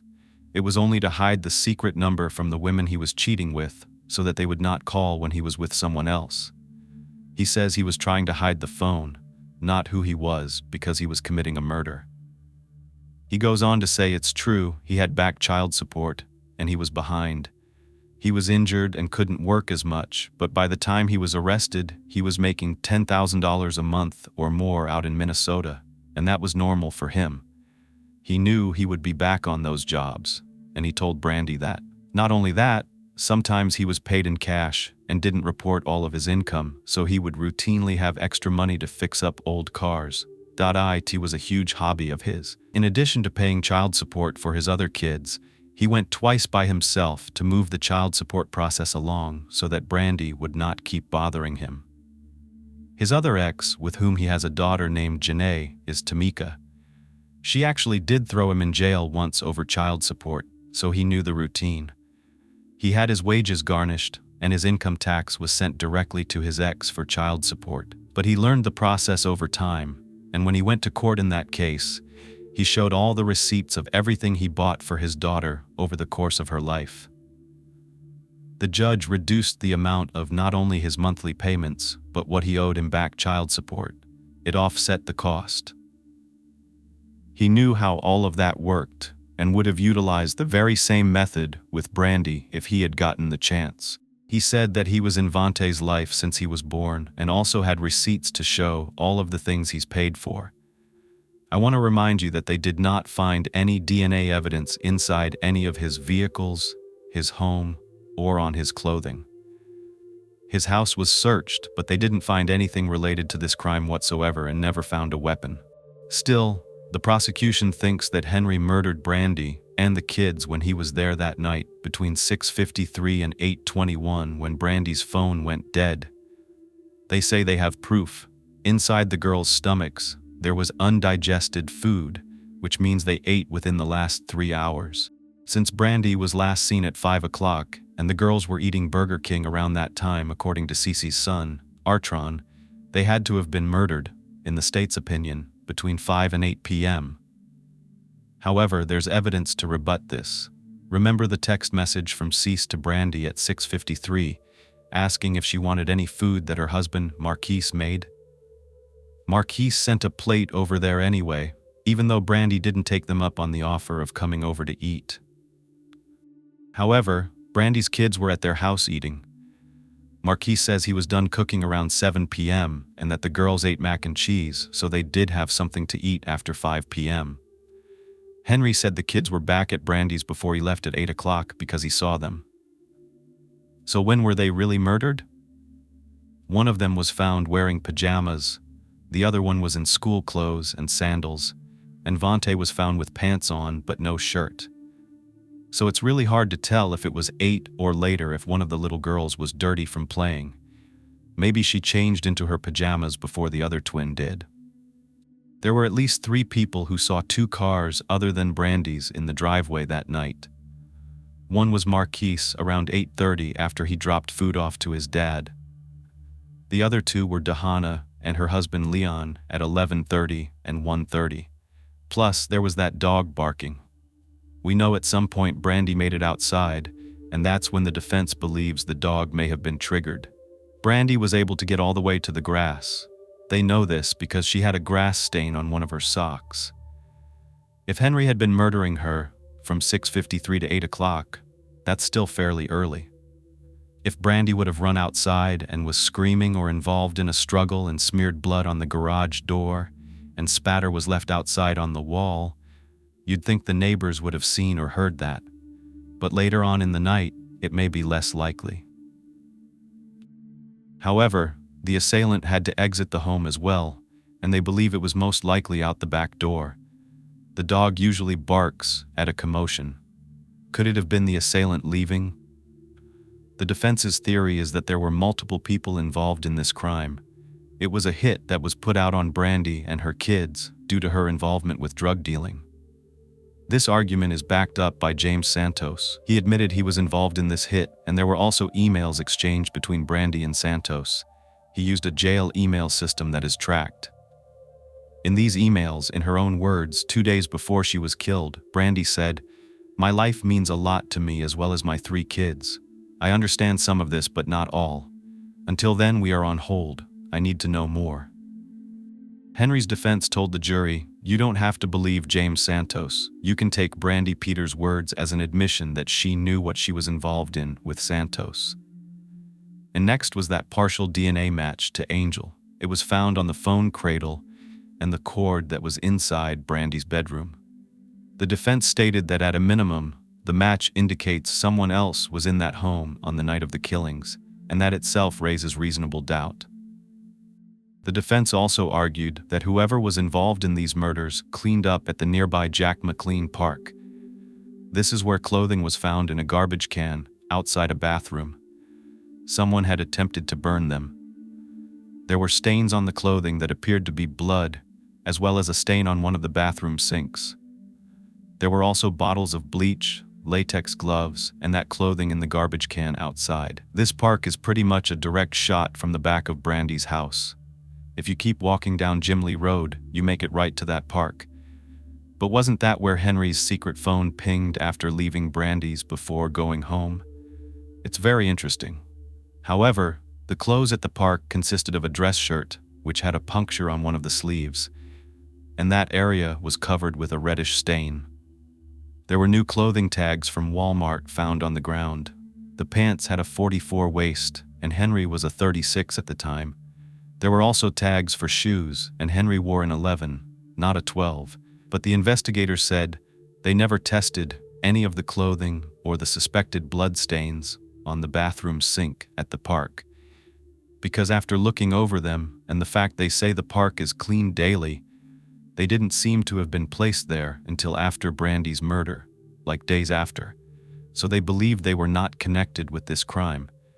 But it's true they could have been tested, and they were not. However, if they had been, couldn't the DNA have belonged to Henry? While the defense argued that the person or persons who did this would have been messed up, they would have had some kind of marks on them. Henry is a light-skinned black man. Bruises show up on him, scratches show up on him. The day after these murders, he had not one mark on him, except for some tiny ones on his forearm. Nothing that produced blood. The person who did this would have been covered in blood when they left, and there isn't any of that at any place Henry goes. Not his truck, not his home, and not on his clothing. They even wiretapped Henry for months, and not once did he ever communicate with co-conspirators. Nothing. However, I have to bring in all the information. There was a text message sent out on the 22nd, just a couple of days after the murders. This was from Henry's main phone to an unknown number at around 8 a.m. Henry texts, "Are you up?" Then again at 11 a.m. he texts the same number, and this is what he said: I wasn't sure how to say it on the phone, but I just wanted him to come get this car. You don't have to give me anything for it. I just want it gone, with 3 exclamation points. So why was he trying to get rid of a car this quickly? Kind of interesting. Now, the rebuttal to that, by the way, was that he did this on a regular basis. He would always flip these cars, he would get them, he would fix them up, and he would get rid of them. However, in this case, he does admit the car he was referring to was stolen, and with everything else going on, he didn't want to be caught up in that, since the police were talking to him and whatnot. Like I said, you're going to take it all in and decide what you believe. We're almost done here, but now about Brandy's wounds. The gun was never found, and there seemed to be various marks on her that looked as though they came from a lot of different objects. One expert witness stated that the object that caused the most significant injury to her head would have had to have been longer than a gun. That it was more like a crowbar, for example. Something that would be really heavy and would swing, and was long enough to create blood spatter 10 feet up a wall. But the state argued that a strong person could have possibly used the handle of a gun and smashed it down with such force that it could create those marks as well. However, this expert witness said that he had never in his career seen a gun be able to make blood go up that far, because it was a smaller object. However, it was possible that the smaller marks could be made by the barrel of a gun, a trigger, or a handle being smashed into her. This still doesn't explain the female DNA underneath Brandy's fingernails. And you may be wondering about the red shovel. It's long, it looks heavy. Why was it there? Well, it contained no DNA on it. It seems to have been put there after the murders. An expert witness for the defense, a gang consultant named Jesse De La Cruz, said that the spade was a calling card. It's left behind by the cartel. The ace of spades is a known death card, and they leave it behind. So he believes that the garden spade, or this shovel, was left as a signal, not to the police, but to the underworld, to those involved in trafficking like Brandy had supposedly been involved in. To him, it was a message not to mess up, or this will happen to you. He also had a theory for why female DNA was underneath Brandy's nails. He said it's not uncommon for cartels to send a woman to knock on the door when they're orchestrating a kill. When the target of the hit would answer the door, the men would run in. So this could have happened as soon as Brandy opened her door. He said they could have even threatened a woman who knew Brandy and sent her to knock on the door. Nevertheless, when things went down, Brandy was not afraid to put up a fight, and she ended up scratching this woman's skin and leaving behind this female DNA. At the very least, the defense was arguing there wasn't just one person there. The last thing that this gang consultant sadly said, and that he wanted to explain, really got to me, but it is the truth about the cartels. He said that the way that Tamaya was killed versus the other two is common. Gang members will kill a person's child in front of them as revenge. They would make a mother watch. He theorized that's why Tamaya's cause of death was related to the firearm, whereas the other two were drowned. Before the defense rested, they had a witness tell the jury that Henry kept his son Vonti's obituary on his dashboard of his car after the murders. And sure, he did lie and he's always been unfaithful, but he loved his kids. Court records show that Henry had been arrested 8 times since 1996, including an arrest for beating one of his girlfriends and another arrest for beating a pregnant woman. But this was not allowed to be presented at trial. After both sides rested their cases, 15 hours into their deliberations, the jurors indicated to the judge that they were at an impasse on reaching a verdict. The judge said to keep trying, and 4 hours later, they still could not agree on whether or not Henry was guilty. It was 11-1 for an acquittal. The judge declared a mistrial. But it doesn't end there. A mistrial means they have to do all of this over again. And they did. 2 years later, in 2019, I watched that trial too, and wow, it was almost exactly the same. All the same witnesses, all the same evidence.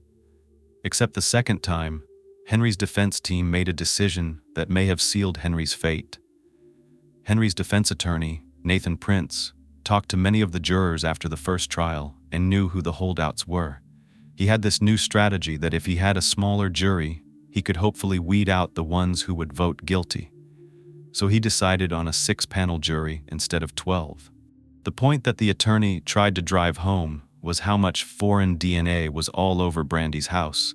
Not just all over, but in places where it was connected to this crime, like under Brandy's fingernails.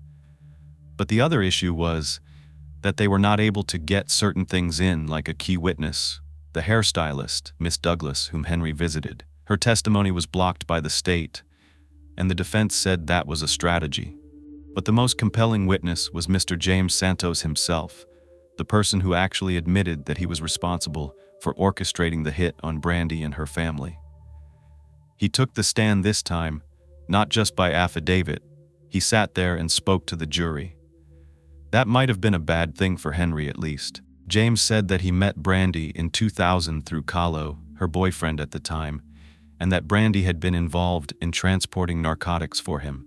He would tell her to pick up a car from Tallahassee and drive it to Texas, Atlanta, or Chicago.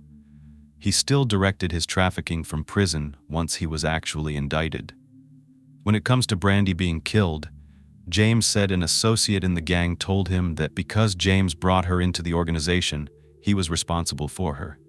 James was connected to the Los Santos cartel in Mexico, and the man that headed up the Mexico connection between Colombia was Angel Aviles Quinones, the man whose DNA was found in Brandy's bedroom on her phone. James Santos said he got guys from Texas and Atlanta to help carry out the hit, and those guys would figure out who would help them. He said that 7 people were supposed to be involved in carrying out this crime. James wrote Brandy a letter almost every day in the 10 days leading up to her murder. He says that the letters were coded, so to the naked eye, they seem almost incomprehensible. But what he was trying to say was that the business was still being conducted and money was still owed by her.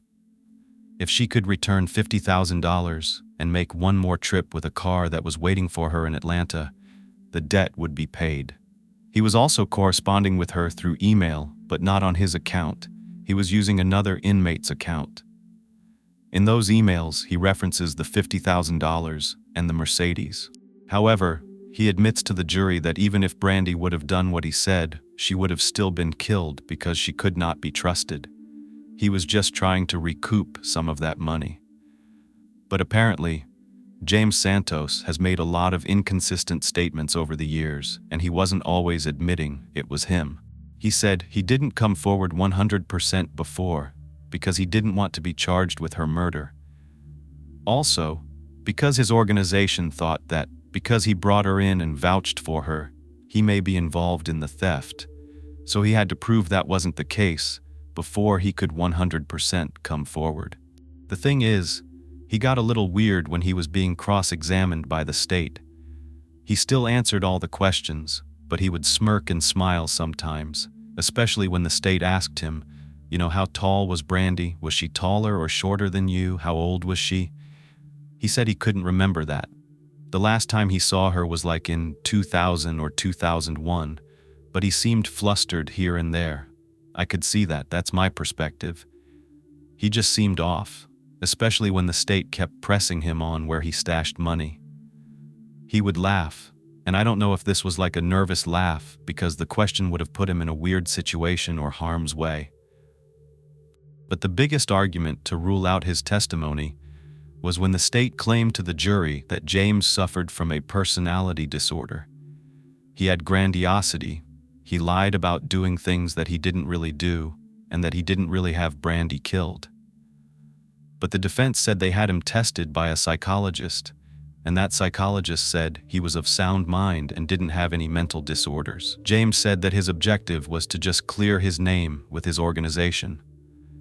He wanted to prove he was not involved with the theft and that he took care of the issue. But the state really drove home their argument that James was not a reliable witness. They pointed out all of the inconsistencies and even brought up that psychologist. Apparently that psychologist, who had cleared him, came back with a new report that said, yeah, okay, he's competent to stand trial, but he lies about a lot of things, like where he was born, what degrees he had.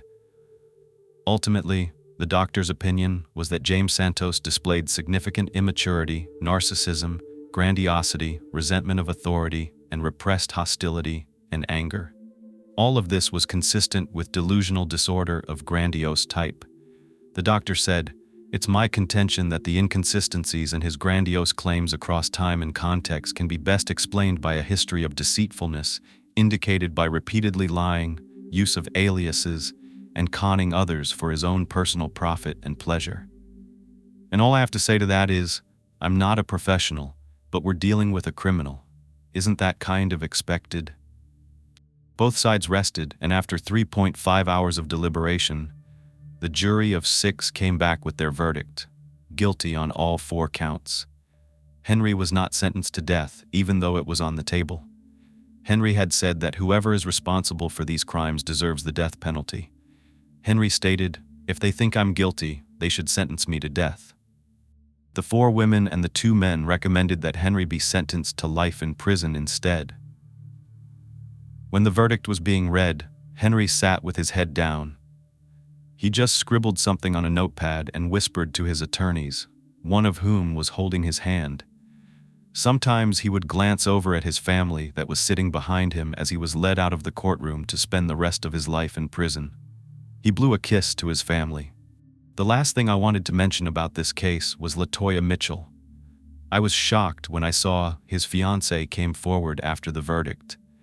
She was with him for the past 4 years, from 2017 to the time that he had his retrial. Apparently, they were high school sweethearts who reconnected through his time in jail. What happened to his wife Malika, I don't know, but LaToya was stunned that Henry wasn't coming home. She said that she is convinced he is not guilty. She even made him a house key, expecting him to be acquitted.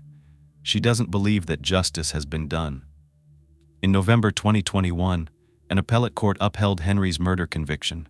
They said there was significant evidence of Henry's guilt.